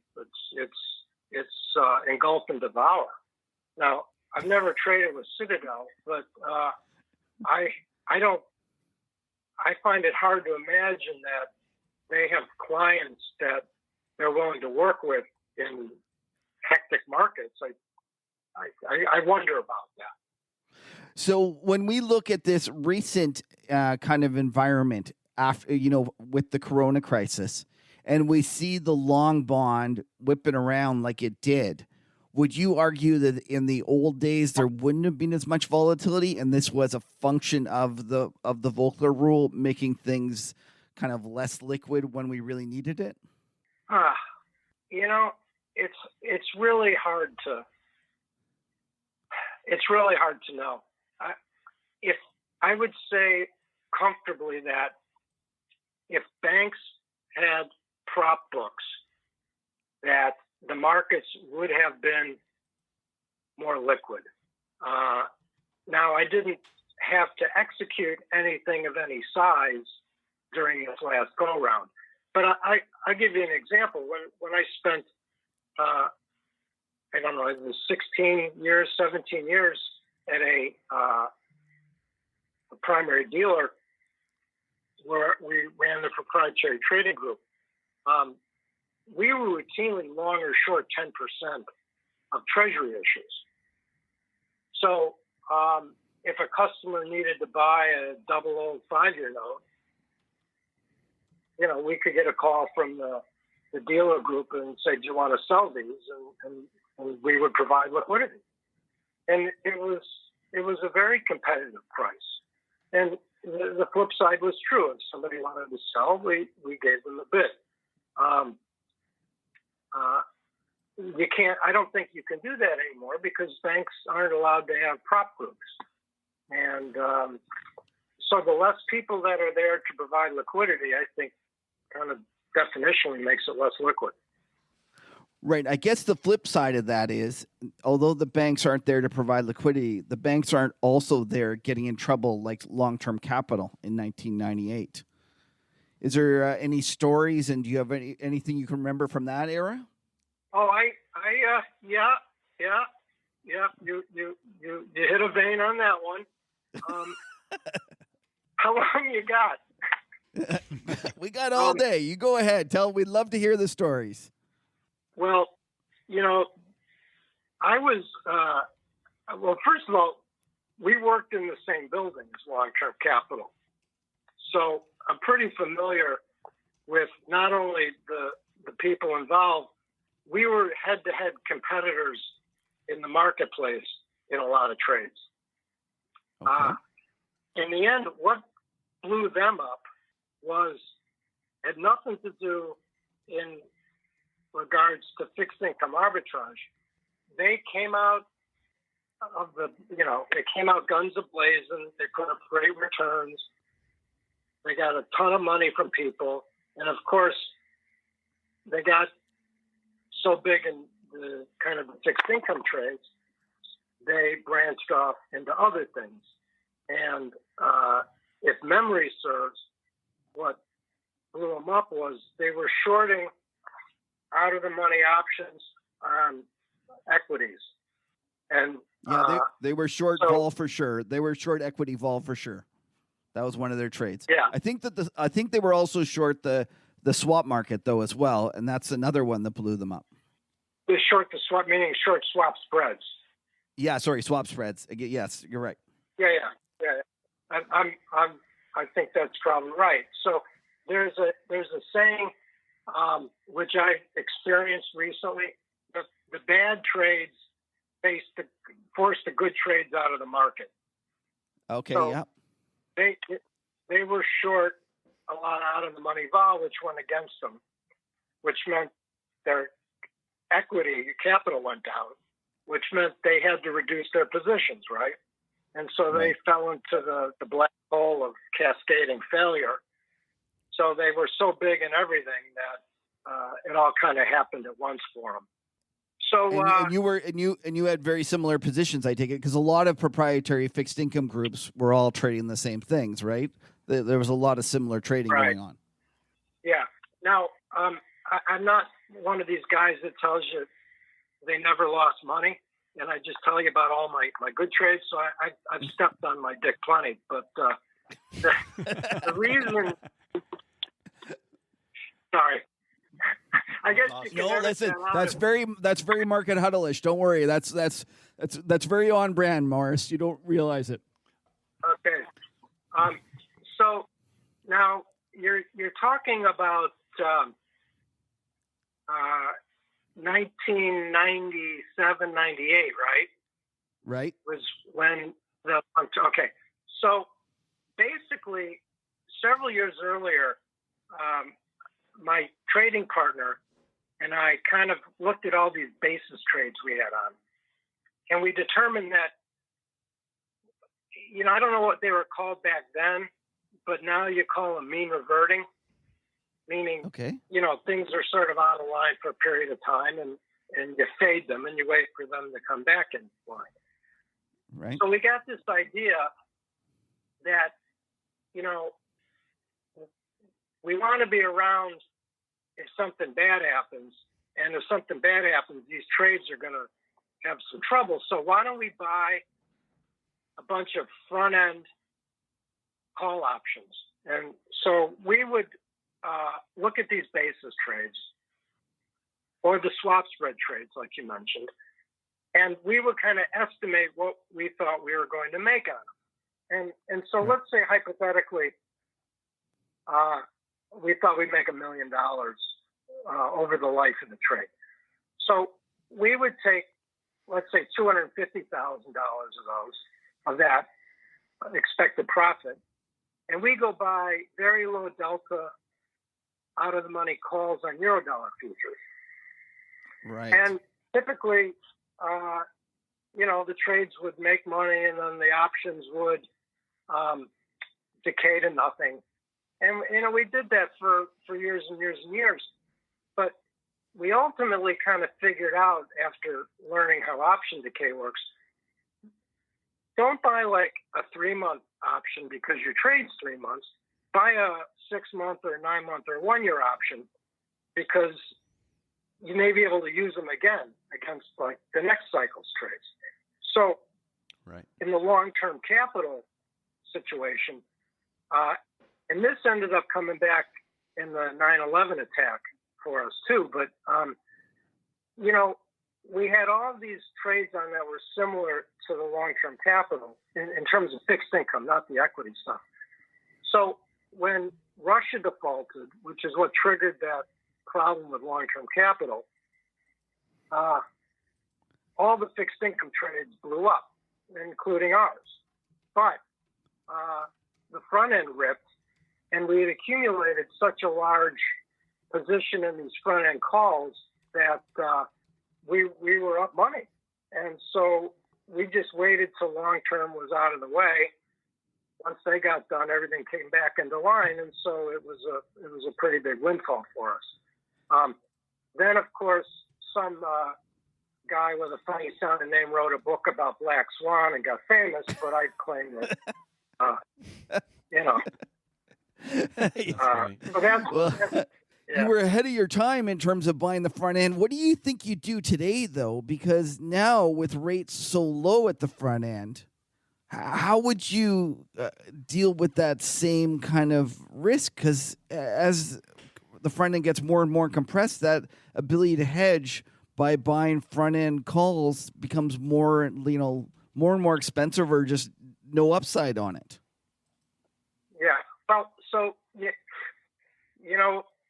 for a guy that sells a blog like you do, you got to come up with trades. And by the way, I think what you charge is way too cheap, so I insist you double your subscription fee immediately. That's very kind of you, Morris. Well, the snarky answer is I don't feel compelled to always have a trade on. I agree with you there. It's true. If anything, I think people have too many trades on. But in fact, I'd rather stick with that answer. I'd rather tell you I don't know what I would do because I haven't thought about it in those terms. Right. To me, right now, and I'd like to answer the question slightly differently, if I may. Sure. Is,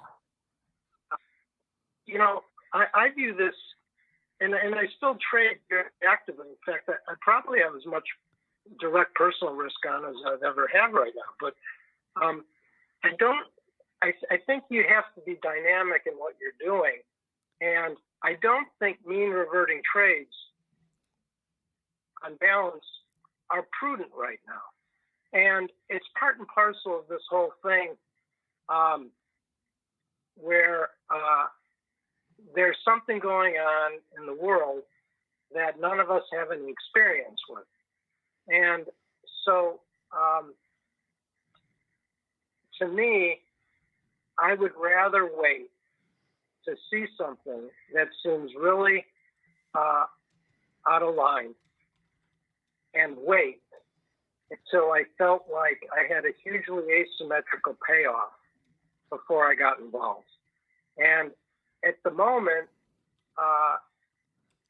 the only place I see that anywhere, and this is just, it's hard for me to even hear myself say this, but I think the gold market is really the only place that makes any sense to me as a good asymmetrical bet.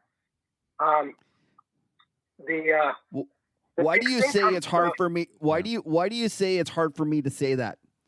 Tell me what bias you're like. Why do you feel that way? Okay, because I watched gold go from $800 an ounce in 1978 down to 200 and bounce around for the next 30 something years. And I've traded a lot of stuff, and I never bought in to the end of the world, canned food and guns, and it just never made any sense to me. And so you heard about the gold bugs, and they all seemed kind of chuckleheads to me. And the truth is, so it's a little bit hard for me to buy into something that I kind of ridiculed my whole life. But in my defense, if I could explain my change and view, it's because it was towards the end of last summer, and the Fed was, I think, easing. The economy was slowing. It seemed to me that there were a lot of bright names lining up in terms of liking gold. So Stanley Druckenmiller liked gold, Kirill Sokolov liked gold, Paul Jones liked gold. There were a lot of guys that I respected that liked it. So I had to pay attention to that, right? Because, they say smart people invent, geniuses copy. Yeah. So I was fiddling around, looking at gold, and I noticed that the options on gold, GLD, they were trading at an implied volatility of like 12 or 13%, which seemed to me that was a volatility more consistent with a currency. But in my mind, gold is a commodity. And so what I decided to do was take an X amount of dollars premium, and I bought some long-dated gold options because I thought rates were going down. They were negative in Europe and negative in Japan. You had a bunch of smart guys involved in it. And so I took a shot at it. And it didn't work right away, but then it started to go. And then in January, I was in New Zealand with my wife and started following the virus thing in Hong Kong. And that's when I kind of got all excited about it and kind of, amped up the position. So, and I've been sitting with it since. Now, Morris, when you go and buy these out-of-the-money options, what kind of duration do you usually put on these things? Are you just staying in the first couple of front months, or are you actually buying some time on these things? Now, you need to be specific about what kind of situation. Are you talking about the gold or fixed income? Yeah, let's talk about the gold one. Yeah. Because, you're seeing a 12 vol or something on this gold trade. Like, would you be going out 6 months on one of these options? Like, what's your thinking through this, setting up that kind of a trade? Well, that to me was a longer thing. And as you know, because you were an option market maker, right? If you think the vol is cheap, you want to buy the longer dated stuff. So that's what I went with. At that point, I bought, I think, 1 year calls, which were sort of right at the money. The vol's up to 21, 22% now. And these things have moved pretty far in the money. So they're really trading like a spot position with an out of the money put. So the problem, or the thing I try and keep in mind is, once you get inside of 3 months on some sort of option, that decay starts to happen pretty quick. And, oh God, the Theta Reaper. I know all too well about the Theta Reaper. Morris, listen, we're getting towards the end of this. I want to ask you a few questions just to wrap it all up here. if you could go back and talk to the young Morris that was, a young buck on Wall Street just starting out and give him some advice, what advice would you give him? I would try and convince myself to start reading biographies earlier. Whether it's whatever person you think is an impressive person. I found in my 40s I started reading about a lot of captains of industry and stuff, and I think that that would have been a little bit helpful for me in terms of taking my game up to maybe a slightly higher level. I don't have any complaints with how things have worked out, but people get to indifference points in terms of risk and reward, and I never had a mentor push me past that indifference point. And maybe by reading about some of these, guys who really hit it out of the park, maybe that would have been the extra step you needed. What would you tell a person starting today, a young person starting today? What advice would you give them apart from read lots of biographies? Well, if they were if they were like just a general, young person starting out wanting to build a life for themselves, I would, and I do this, I would say, think about where you want to be when you're 60 or 70. What do you want your life to look like? And then work backwards and see how you can achieve that. If you're asking about me training someone to trade for me, I would invite them to think about what is their competitive advantage. What in their skill set is going to give them the greatest chance to succeed, because there's a lot of smart guys out there with a lot of money and a lot of technology. And so, that's saying, if you're at the poker table and don't know who the chump is, it's you. So that works for this too. So you need to know what your competitive advantage is. If you don't know what it is, then you haven't got one. You need to figure out how are you going to make money? Why are you going to be able to make money other than you got a tip from somebody and you're going to just, run with it? That's good luck with that. Well, Morris, we got to cut it short here. Thank you so much for being on the show. It's been a real pleasure learning about your words of wisdom and your insights. That Paul Tudor Jones story is it's a classic, and thank you for sharing it with us. It was a delight, and frankly, thank you, because being in lockup for so long, it's nice to talk about the market sometimes. So I rather enjoy that.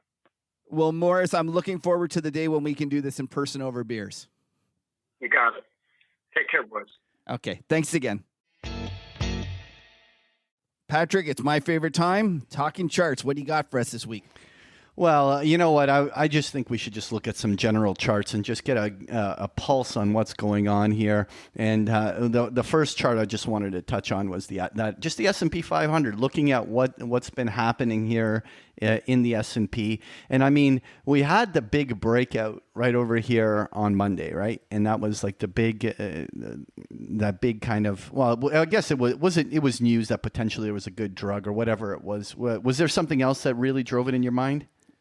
No, it was that, but it was a headline. Anyway, but the market surprisingly held it. It didn't follow through higher, but it never really gave it back either. I'm actually surprised by that. I thought volatility was going to be here, and really instead the market stayed pinned for a chunk of this.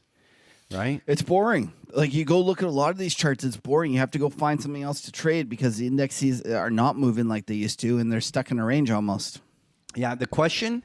And there's the one thing to watch. And I don't want to Gucci it, but is it going to prairie dog? Was that just a little temporary breakout, or it needs to break below 2850 in my mind, in order to officially be a prairie dog. So long as it consolidates here and follows through about 3,000, then there's nothing. That's like, I'm no technician. I don't practice this dark magic, but I do think that if since the prairie dog was named in our honor and we've made it up, we should define it a little better.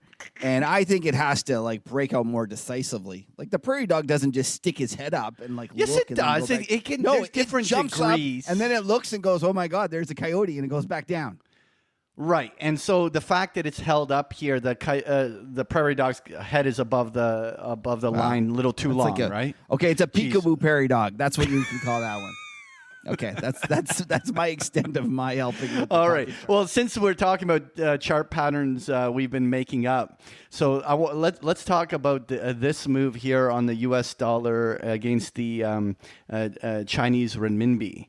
And it's trading right up along the top end of that range. But what's amazing is if you flip this upside down, you've got a formation that we've recently been talking about, right? Oh, don't go back to the same joke. Don't use it. No, but Need I'm a just new saying. joke. I'm just saying. Look at that breakdown. Like we're almost at decade lows. It's not looking. You know what? I will give you credit, Patrick. You were the one. You brought this up. What, I don't know, a month ago. You said that this was something to watch. But it hasn't for you. broken yet. Like we're It still hasn't broken watching yet. it. But let's look at the chart. Now go back to the other way because I hate looking at it this way. Nobody looks at it that way. Just me. So this way, look at those series and like look at the series of higher lows. Yeah.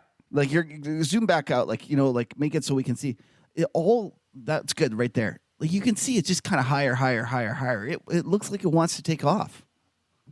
I agree. I don't know anything about it, but it certainly looks to me like this thing's in last off formation. And it's interesting because the Dixie came back to like the off of that 100 handle and sold all the way to 99, but it was exclusively a euro move, right? So the euro goes and pops like all the way back toward 110 on the upside, and that kind of drove the Dixie with that massive weighting. But you don't see a single reaction. Like almost no reaction in the pound sterling. You got almost no reaction in the yen. I'll flip it to the U.S. dollar yen before you yell at me.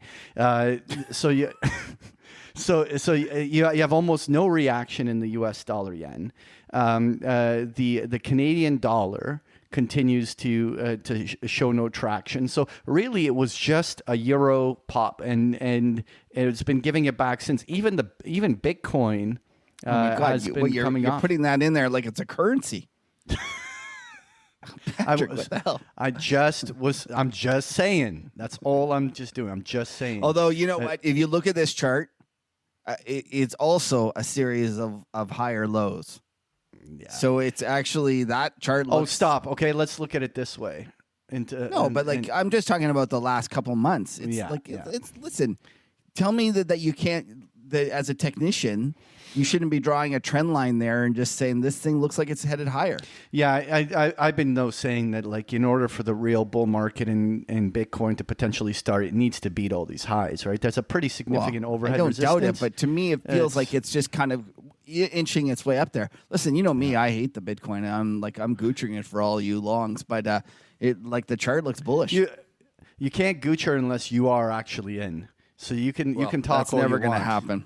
Yeah, there you go. Gold, little pullback, has not been able to break out. But what is interesting is the cousin silver, because silver, since that same consolidation, actually broke out from $15 almost to 18, a solid $3 advance in silver prices, and gold really hasn't moved during that period. Do you? What's your take on that? Do you think silver is giving some sort of a sign, or is it just catching up to the fact that gold's already at those highs and silver was lagging? Silver is like your little hyperactive little brother that's not on his ADHD medicine. It's like it's just. I was drinking beer when you said that, and it's sour. It's like it's just a little more like zip, and it's crazier, and it does crazy stuff. And listen, I like it. I think it's headed higher, but I whether I chase it up here or not, I don't know. No, you can't chase here. Like, you got to let it consolidate a little bit, but it'll be interesting to see whether it continues to follow through or whether it gives it all back. Anyway, I think that's enough for talking charts. We have a pretty long show. Let's we'll continue the conversation next week. So let's move on. What do you got for this week in trading history, Pat? Well, it's first of all, we're not staying with the calendar. We went a little off the topic, a little off the time. How do you say it? off the calendar a little bit here, because Morris shared with us a great story about the Black Monday in 1987, and at the same time we're talking a lot about China and Hong Kong, and we're going to continue this conversation in the upcoming segment. So I thought it was a great idea for us to talk about the Hong Kong Futures Exchange and Black Monday. And what a great story this is. So the Hong Kong Futures Exchange was established in 1976 and traded stocks, indices, interest rates, and foreign exchange. It went bankrupt after Black Monday, triggering a collapse of the futures market, a borderline illegal 4-day closure, massive fines, a bailout, and the head of the exchange going to jail. So let's talk about this. This is going to be a good story. So there are several major players in the story. Robert Lee, also known as the godfather of the stock market and the head of the Hong Kong Exchange. And then we got the poster boy of over-leveraged traders in Robert Ng. And so let's start with this Robert Lee character. Born into a powerful family in 1929, Lee and his siblings went on to hold some of the most prominent positions in Singapore and Hong Kong's high society. They went on to be a Supreme Court judge, a bank deputy chairman, secretary of education, a dean of medicine, and a university chairman, among other things. So it was a very well-connected family. And at the age of 30, he co-founded the Far East Stock Exchange and later merged with some other exchanges into what is known today as the Hong Kong Exchanges and Clearing. And Lee became its first chairman. So, but Kevin, I know you're into these rom-com movies, so I don't expect that you understand that Lee's nickname of Godfather wasn't because he was a sweet old man. It's opposite. Right? Lee was a pretty dirty businessman. Okay. And he would take bribes for stocks or cash in return for approving listings and IPOs, right? And during his later conviction and disgrace, he was accused of running the stock exchange as a very cozy club in which he was the captain. His personal wealth was at one point estimated as much as 20 billion Hong Kong dollars. Wow. So, in order to make a good story, you need a few key pieces, right? So you need a shady chairman of one of the largest market cap exchanges in the world, right? And some heavy traders throwing some futures around. Hey, that's we got a good story. Let's do it. So the second player was this Singaporean billionaire businessman, Robert Ng. And at 35 years old, Robert was the chairman of a massive Hong Kong property development conglomerate, the Sino Group. Wow, at 35, he must have been quite the savant to be able to be the chairman of a board. Oh, wait. It says here that he's the eldest son of the Singaporean real estate billionaire Ng Fong, who was listed by Forbes as the 30th richest man in the world. So I guess it pays to have some connections, right, Kev? Right, or to be born into the right family. Exactly. So Robert Ng was speculating wildly with 12,000 long futures contracts, punting his bets through 2 Panama shell companies. Who doesn't have a Panama shell company? Yeah, who doesn't, right? Yeah, who doesn't? Now here comes the equalizer, comes Black Monday on October 19th of 1987, when Morris was delivering all those 5-year T-notes over to Paul Tudor Jones. At the same time, we've got Robert Ng loaded up with these 12,000 futures contracts, and then the Dow falls by 22%, dragging down the other exchanges around the world. And so some countries like Japan saw like 40% decline decline in the Nikkei. And so the Hong Kong Futures Exchange went limit down twice. So Lee shuts it down pre-market the next day.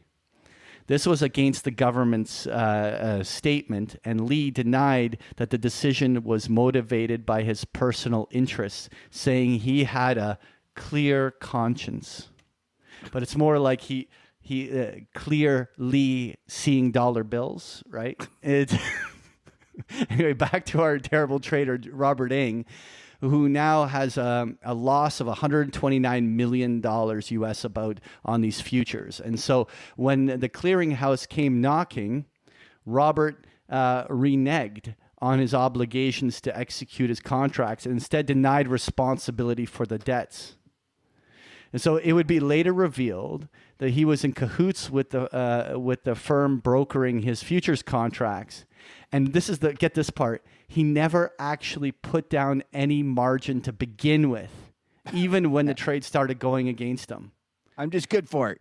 Yeah, good for it. First of all, you use a Panama shell company, but then don't bother to funnel any money through the Panama shell company. You just own the futures in them and with no margin whatsoever, right? Yeah, and so sounds kind of like Hillary Clinton's pig trading. Pork belly trading. There you go. So meanwhile, Lee's decision to shut down the exchange meant the entire market was threatened with total collapse. The suspension of trading in the index futures meant that many investors were unable to meet their margins and were in default to the brokers who in turn could not settle their accounts with the clearinghouse. And so investors claimed that the exchange broke the rules and didn't want to pay a dime. So at this stage, the potential collapse would harm both shorts and longs, with now over 29,000 contracts to be covered, and no one wanted to pay up for them. And so the higher powers started to see the writing on the wall. They know that if the debt isn't paid, people will lose the faith in the market and everything will come crashing down. So in a last-ditch effort to save face, some leading brokers went cap in hand to the government requesting a bailout. You've never heard us say this story before in any of our past history sessions, right? No, Kev? we're above that. Well, yeah. And we never heard our this businessmen stuff. would never do that. No. At first, they were denied, but then the Godfather himself started to pull some family strings, and the government suddenly miraculously announced a $200 billion bailout. The next day, when the market reopened, it tanked, and it lost the entire bailout value in minutes. Right? Wow. And so officials met again and then raised another whack of billions from the Bank of China. This time it worked, though. And so yet, even though all the small players still had to cover all these huge losses, the big banks somehow managed to make money when they bought all their own shares up to support the market bottom and then later sold them much higher when the markets recovered, right? So, Kev, I don't know. I guess you've been around the block a few times and, well, with a little less hair each time around the block. But don't you think that this bailout shenanigans sounds a little familiar? It does. It does sound a little familiar. It's always the same stuff. And those are some big numbers, though, for one person. Well, yeah. And so, well, the public was pissed, right? And someone had to publicly go down for this. So who? Well, to cut a long... it's not what you know, but who you know short story here. Robert's billionaire daddy made some phone calls and cut a deal that allowed him to repay only 60% of back of what he owed, and the remainder was picked up by taxpayers. Surprisingly... it was nice of him to pick that 60 up, though. Oh, yeah, no, for sure. Surprisingly, the police pursued the Godfather himself, Robert Lee. He had exposed everybody as shutting down the exchange severely hurt Hong Kong's reputation. He went on, so they sent him to prison for bribery schemes, and he served 4 years. However, he reported to be worth $1.3 billion before he was jailed. And then even during his prison term, his vast portfolio was going up so quickly that he was making $850,000 a day while in jail. Nice. Good work if you can get it. Yeah, I'd stay in jail for that kind of money for making that much every day. That makes those $1,000 a day traders look tiny, right? Right. It's anyway. So as for Robert, don't worry. He got his competence too. After his loss of $250 million in various investment holdings, he served no jail time. His position was bailed out. He had to go work with his brother to build an empire worth $9.7 billion. Close members of his family now hold prominent positions within the Encino Group and other billion-dollar international corporations. The sweet smell of justice, eh, Kev? It's unbelievable how those kind of scoundrels seem to always rise back up and make some money. Scoundrels. It pays to be connected, right? Yeah. Anyway, so let's move on. It's time for the WTF clip of the week.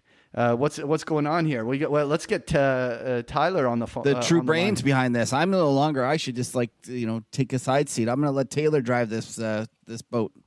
I'm happy to be here and share this week's video. So there's this thing flying around. A lot of stuff on Reddit and on Twitter and stuff about this money printing machine which goes burr, right? This burr sound, and you see it in all the memes flying around. And the way I read it is the sound of an A10 warthog. I don't know if you guys have heard that. Yeah, but it's just it's been described as a gun that someone built a plane around. Yeah. So. That's what awesome I hear. Yeah. So I was inspired by that, and then also just Tom Hanks's movie A Beautiful Day in the Neighborhood about Fred Rogers, and watching that interview with Jerome Powell, he's actually he's a nice guy, and he seems like a sweet guy and an honest guy, and I was like, you know what, this guy, very modest, yet holds one of the most powerful positions in the world, you could say. Right. So here's my little intro for him. Is in this week's WTF clip, Jerome Powell, aka Fed Rogers, stars in A Beautiful Day in the Neighborhood. All right. A timely story of Burr triumphing over naive, rational bears, based on the true story of a real-life friendship between the Fed and central banks, tons of puppets, and a make-believe world where anything is possible. All right. Okay, let's check it out.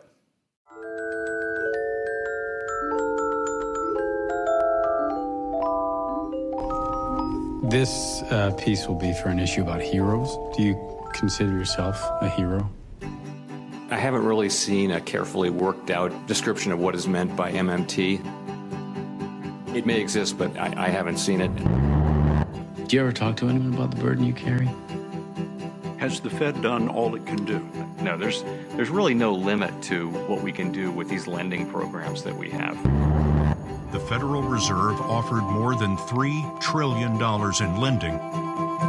How often does this happen? Every day. Fair to say you simply flooded the system with money. Yes, we did. That's another way to think about it. We did. Where does it come from? Do you just print it? We print it digitally. That's it? The idea that deficits don't matter for countries that can borrow in their own currency, I think is just wrong.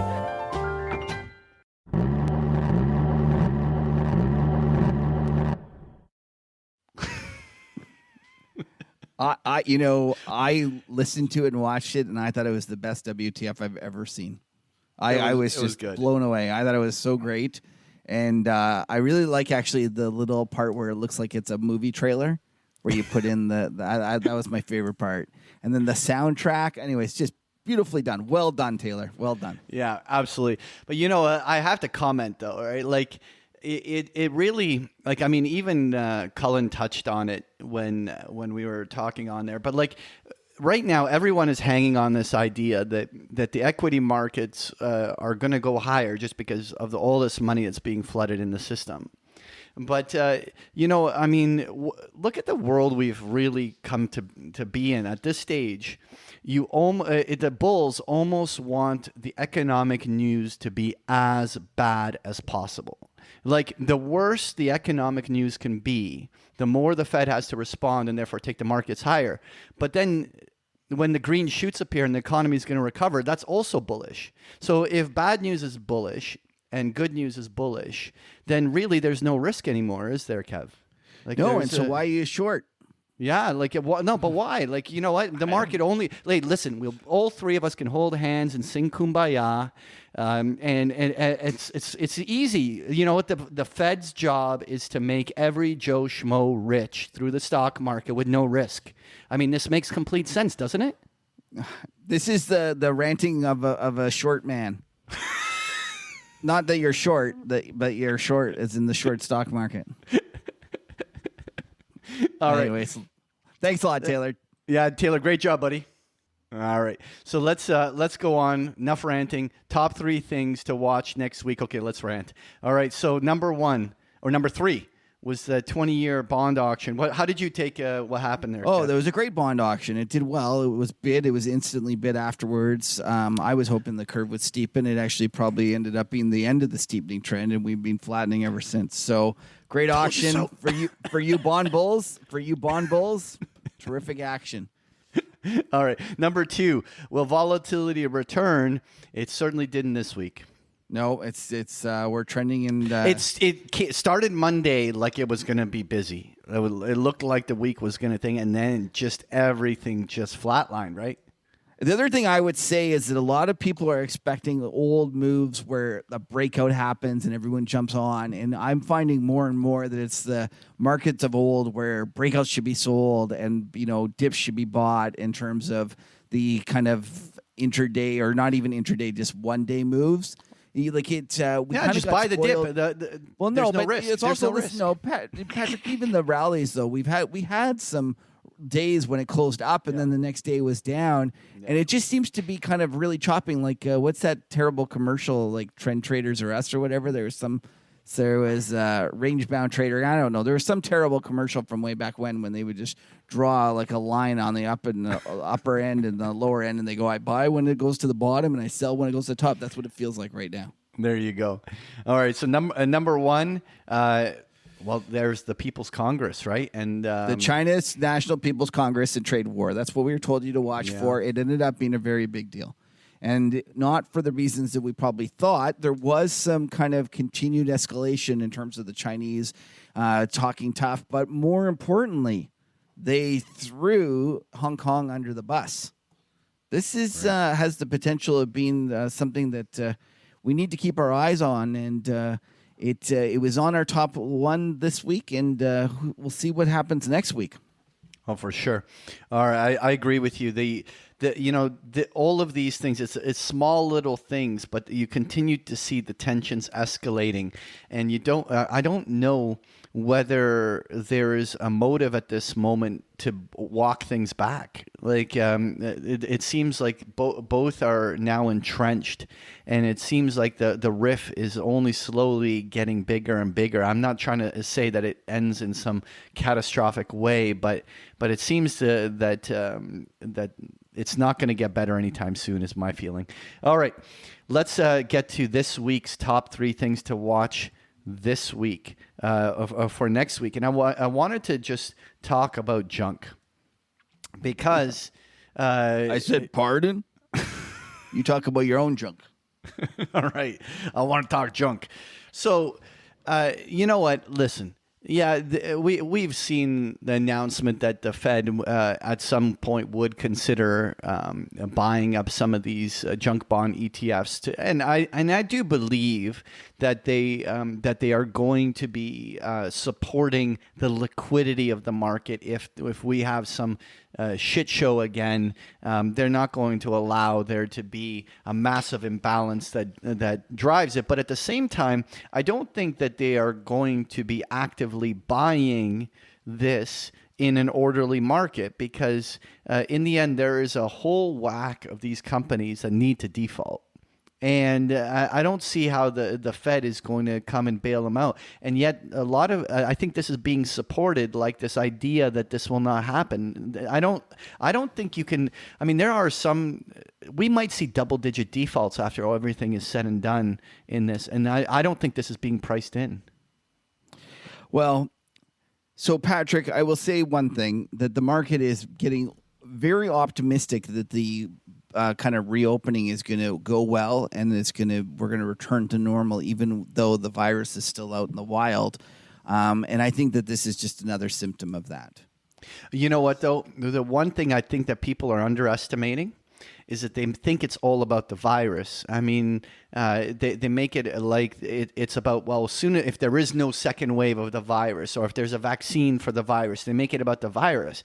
But what I believe is that the economic landscape and the consumer landscape may have changed forever.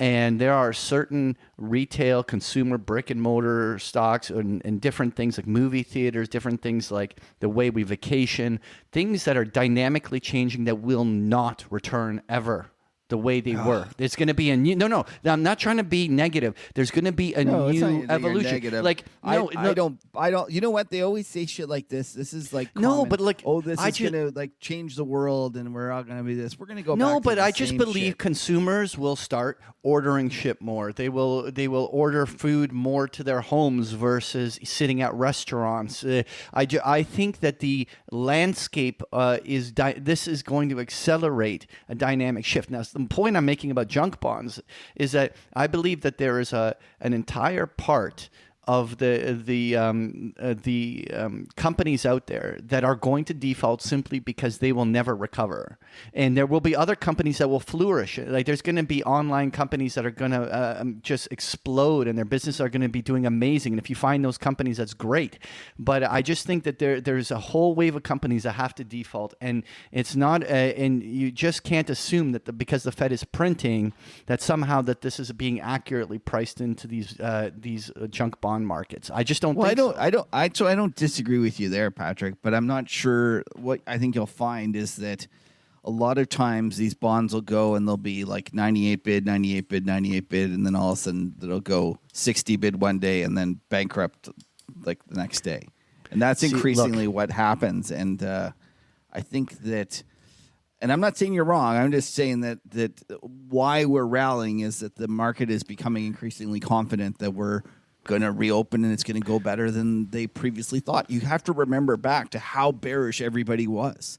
Everyone thought the world was ending. Everyone owned, NASDAQ puts. But everyone was like. But now everyone, I think, thinks that somehow magically, because the virus is going to be that we're reopening the economy, that suddenly everything will go back to normal, and there's no consequences to what we experienced in the last few months. I call bullshit on that. Like, listen, I'm not disagreeing with you there. I'm just saying that's what's happening, is that this is a kind of the final bears, the ones that were so I'm so bearish negative, and we're so convinced. No, but you weren't bearish at the bottom. You were actually I'm bearish to the wall now. long at the bottom. But there was a lot of people that were really bearish back then, and those people still haven't given up. And this is just a function of you were the one to set it to yourself. You took us on a chart school where you went and took us through them, and you told us how long all these kind of bear market rallies can last. So even according to your analysis itself, this is just to be expected. Anyway, I think that this is it a fake out? Is it a breakout or a fake out? I think it's a fake out.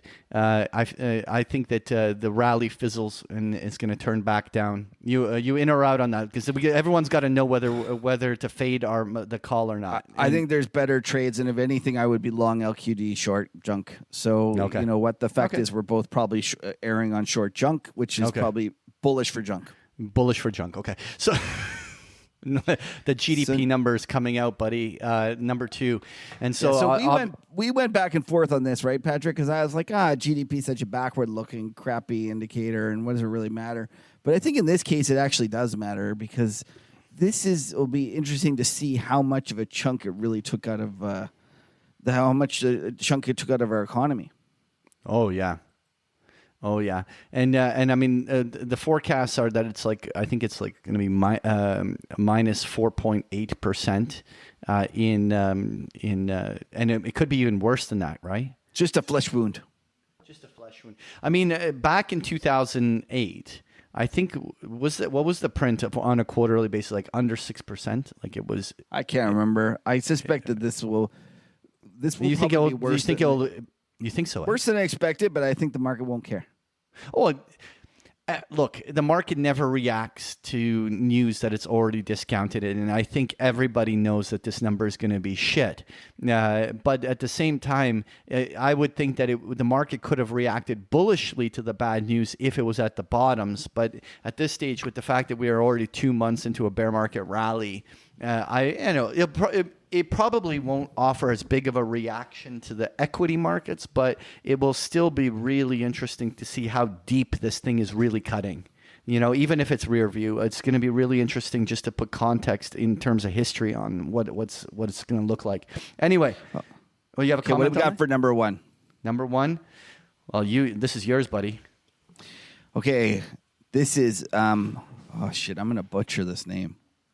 It's Meng Wanzhou from Huawei. There you go. Wow, Jesus Christ! You said it like I rehearsed it. I rehearsed it. Anyways, she's the lady that the Canadians we have arrested on behalf of the Americans, and then we took all the heat for it. And from Huawei, and we're going to finally decide whether she's allowed to be extradited back to the U.S. China. Is that or is it U.S.?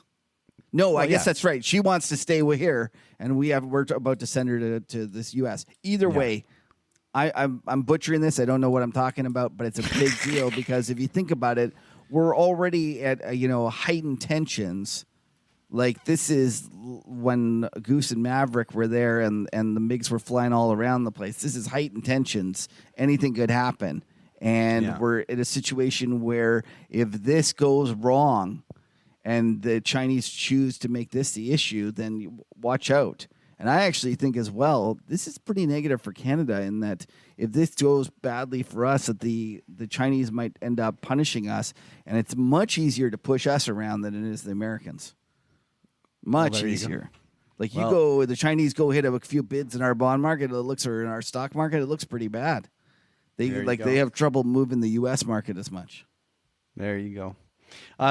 You know what? That's definitely something to watch next week. I think it's was it on Monday? I think it was on Monday. Let me. You know what? We should really put dates on these more. I will get it because I'm pretty sure it's on Monday. Let's just see. May 27th, 9 a.m. Okay, no, it was definitely not Monday. Yeah, good try though, Patrick. I was so sure it was now definitely not Monday anymore. Just saying that with enough confidence, it sounds like you know what you're talking about.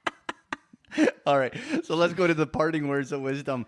You picked it. I'll let you do it. Yeah, no. Listen, when I read this recently, I was thinking of you actually. When you always do your all you bring to the party little line that you always like to do, and so I was like, this is something like Kevin would say, and you know what? I agree with it. First of all. But you just thought of me because it was the fact that it was basically going from failure to failure, and you were like, okay, that's Kev. Yeah, well, this is your short bonds and your short bonds again, and then your short bonds again after that, right? So the line goes that success consists of going from failure to failure without the loss of enthusiasm. Winston Churchill. I love that. It's obviously a famous quote, but I was thinking of you the whole time, and I thought it was good. Well, that's great. You know what? I love Winston Churchill. He's a crabby old guy, but he's saved it. He was obviously a perfect man for the time for the British. My favorite Winston Churchill story is the fact that he came to America during the Prohibition, and he basically got his doctor to write him a note saying that he has to, he's got something and he needs to drink 3 quarts of scotch a day or something. 3 quarts. It was some crazy thing. Anyways, it's pretty awesome. Okay, that's okay. Anyway. Well, listen. Anyways, when you're well connected, you can get a doctor to do that for you, right? Yeah, that's right. So let's just say thanks to everyone. First of all, let's start with Cullen. One of the things I realized as we were doing it, we did not allow him to tell us where they can find where people can find him. So I'm going to do that for him. So for those who don't know, Cullen is a great Twitter follower. or a great Twitter follow. I'm sorry. So let me just see if I can get you that.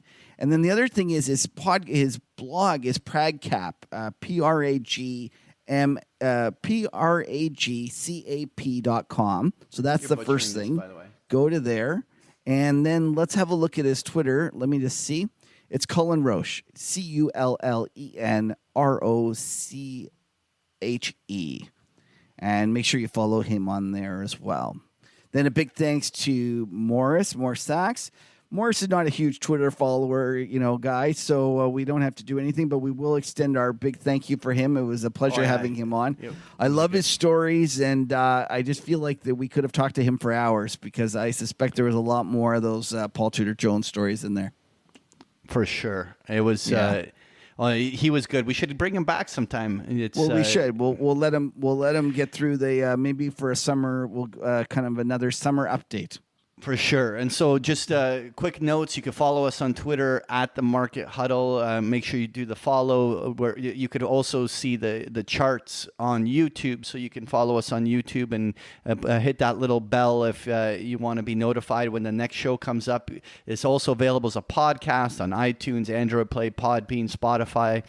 So make sure you on your favorite way of listening, you can download us. And am I forgetting anything? Oh, no, yeah, Kev, where can they find you? No, where they can they find me at Kevin Muir on Twitter, and if you want, you can go check out my my letter, and it's www.themacrotourist.substack.com.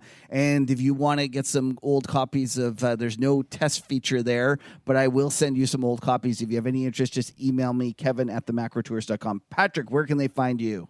You can find me at Patrick Ceresna on Twitter. You can also follow me at the bigpicturetrading.com website.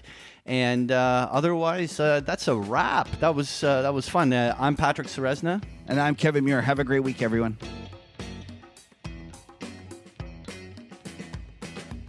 Okay. All right. Lena and Taylor, hop on. Taylor, first of all, I keep apologize. I'm going to apologize for keep calling you Tyler. Tyler. I never fucking know how to. I'm brutal. It's my fault. Sorry. I didn't hear it, but that's okay. Anyway, that was fun. What a great lineup of guests, right? Yeah. Lena, are you there? Sorry, I had to finish eating. I know. She was desperate. Friday, for those who don't know, the reason Patrick and I did it ourselves was Lena was messaging me saying, "I'm eating. Wrap it up yourself." It's like, okay. I got Fridays too much, guys. Fridays, Luke cooks, and he's like, "You gotta eat this while it's hot." I was like, "Okay, I think I have a few minutes," and I was like, wolfing it down, and you guys are okay. Like, we're gonna wrap up. And I was like, "Oh shit, I don't have time." Okay. So. Well, anyways, what does anyone have anything interesting they want to share with the group? It's funny that you shat on me, by the way, like for being short because I go on my little rant. Like, you don't think that rant was? I don't know. I just wanted to share. Why are you I just surprised? wanted you to It's stop. nothing new. Just trying to stop it, man. I was trying to figure out how to get in there and stop it. I get it. You think it's going lower. Like, I get it. No, I'm just saying it makes you got like a whole other podcast to complain about the stock market going lower. It's all you guys do. Right? Like, isn't that what that podcast is? Why is the stock market going up and it's going to go down? It makes no sense. Yeah. No, I love that podcast. Oh, that's funny. I have to say, though, your love of San Diego. Every time I hear San Diego. Yeah, I'm sure it's a really nice place, but every time I hear San Diego, I think of Anchorman. Oh, Anchorman. Stay classy, San Diego. Yeah, remember what he said? It's like, San Diego. It means a whale's vagina. That's what pops into my head every time I hear San Diego now. So... That's kind of... Oh, my God. That's so funny. You guys know what I'm talking about? No idea. Actually, Anchorman's one of those few movies I did watch, and I actually liked it. Oh, it's such a good How many movie. Rotten Tomatoes does that Anchorman I don't know. Let's look it up. Just to check my theory. Okay, you guys keep talking. I'm looking it up. No, we're... What do you think of Anchorman, Taylor? It's good. It's good. It's one of those movies where it's like so good when you see it, and then you watch it like 5 years later, and you're like, oh, this is so dated. I can't believe I was laughing at this, but it's so good. It's like a classic. Because I think it gets better. Okay, this tomato, I might have to get rid of my. Oh no, audience score 86. See? Okay. Yeah, that's good. Now Like what audience score? Like how high does? Like 80. What anything above 80 is good for that? Yeah, basically you want above 80. So Kevin does his his score. There's tomato meter, which is 66%, and then there's the audience score, which is 86%. The tomato meter is like that's like the critics and shit. Yeah, but they don't get things like Sex Panther jokes, right? Like, I don't like. You don't want that. They don't get that. The audience gets it, and that's why they gave it the 86, right? Like they. So for some reason they listen to this. Anchorman 2, completely the opposite. Tomato meter 75, audience score 52. Really? They did not like that. I think I agree with that. Yeah, second one wasn't as good as the first one. There you go. Yeah, because the first one was just so awesome, right? Like it's sort of like the second take of Dumb and Dumber. You can't like the first Dumb and Dumber was awesome for me. And, yeah, you shouldn't. They should not have messed with that one. No, that's just like classic. Like that you can't. We need to find. That's Taylor. That's your homework. We got to find something to mash up Dumb and Dumber with. That's So do you know? Let's not force it. When something's gonna come up, but that's gonna be a good mash.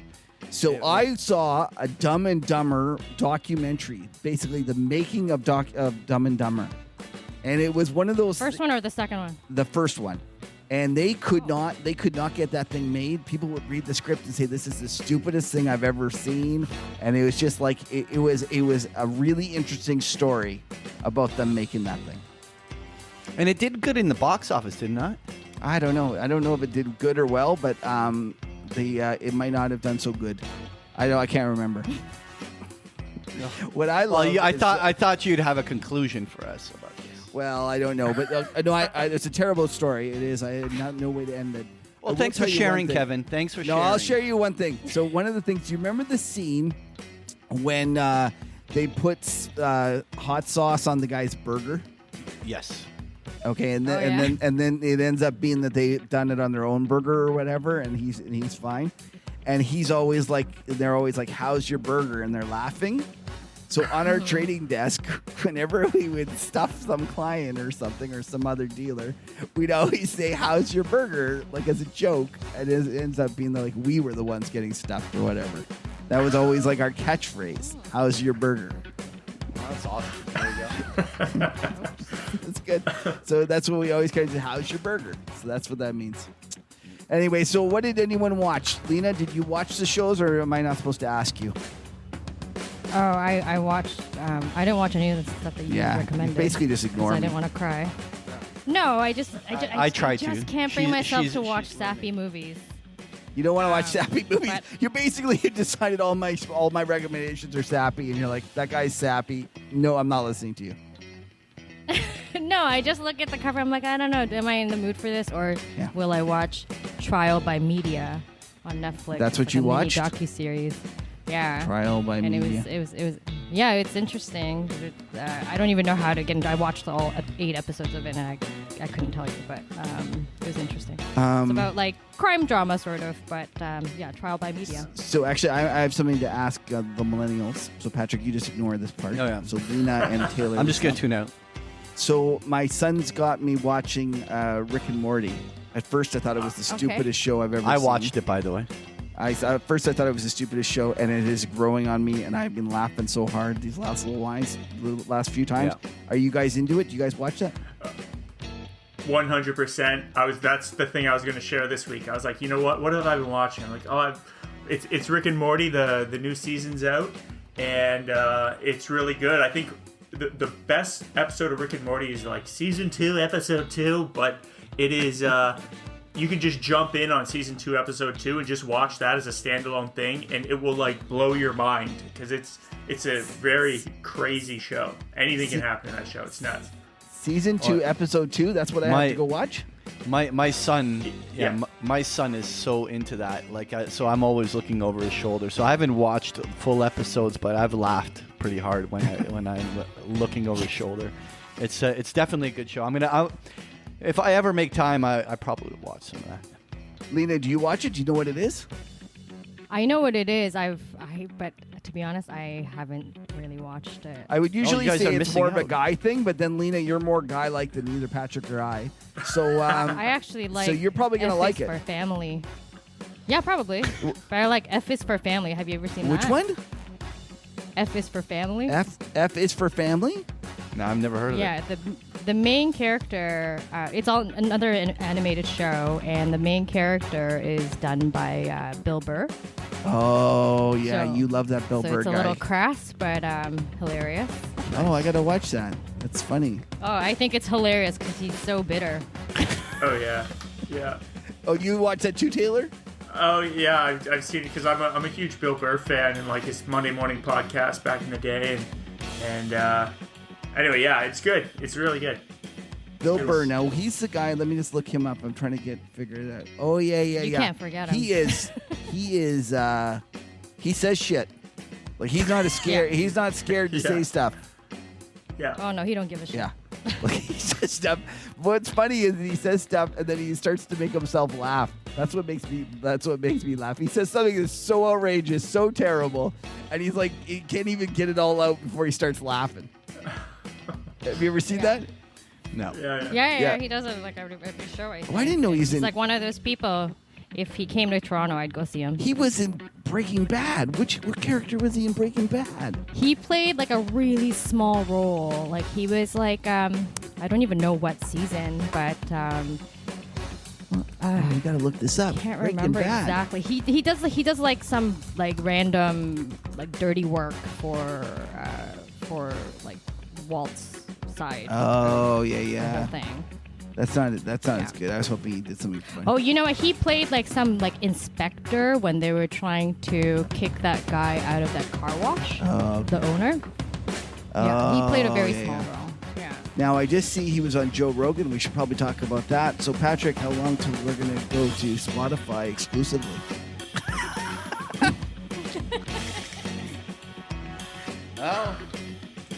Soon maybe. Yeah, like I think that he went for $100 million. That's the rumor. We could undercut that. I think.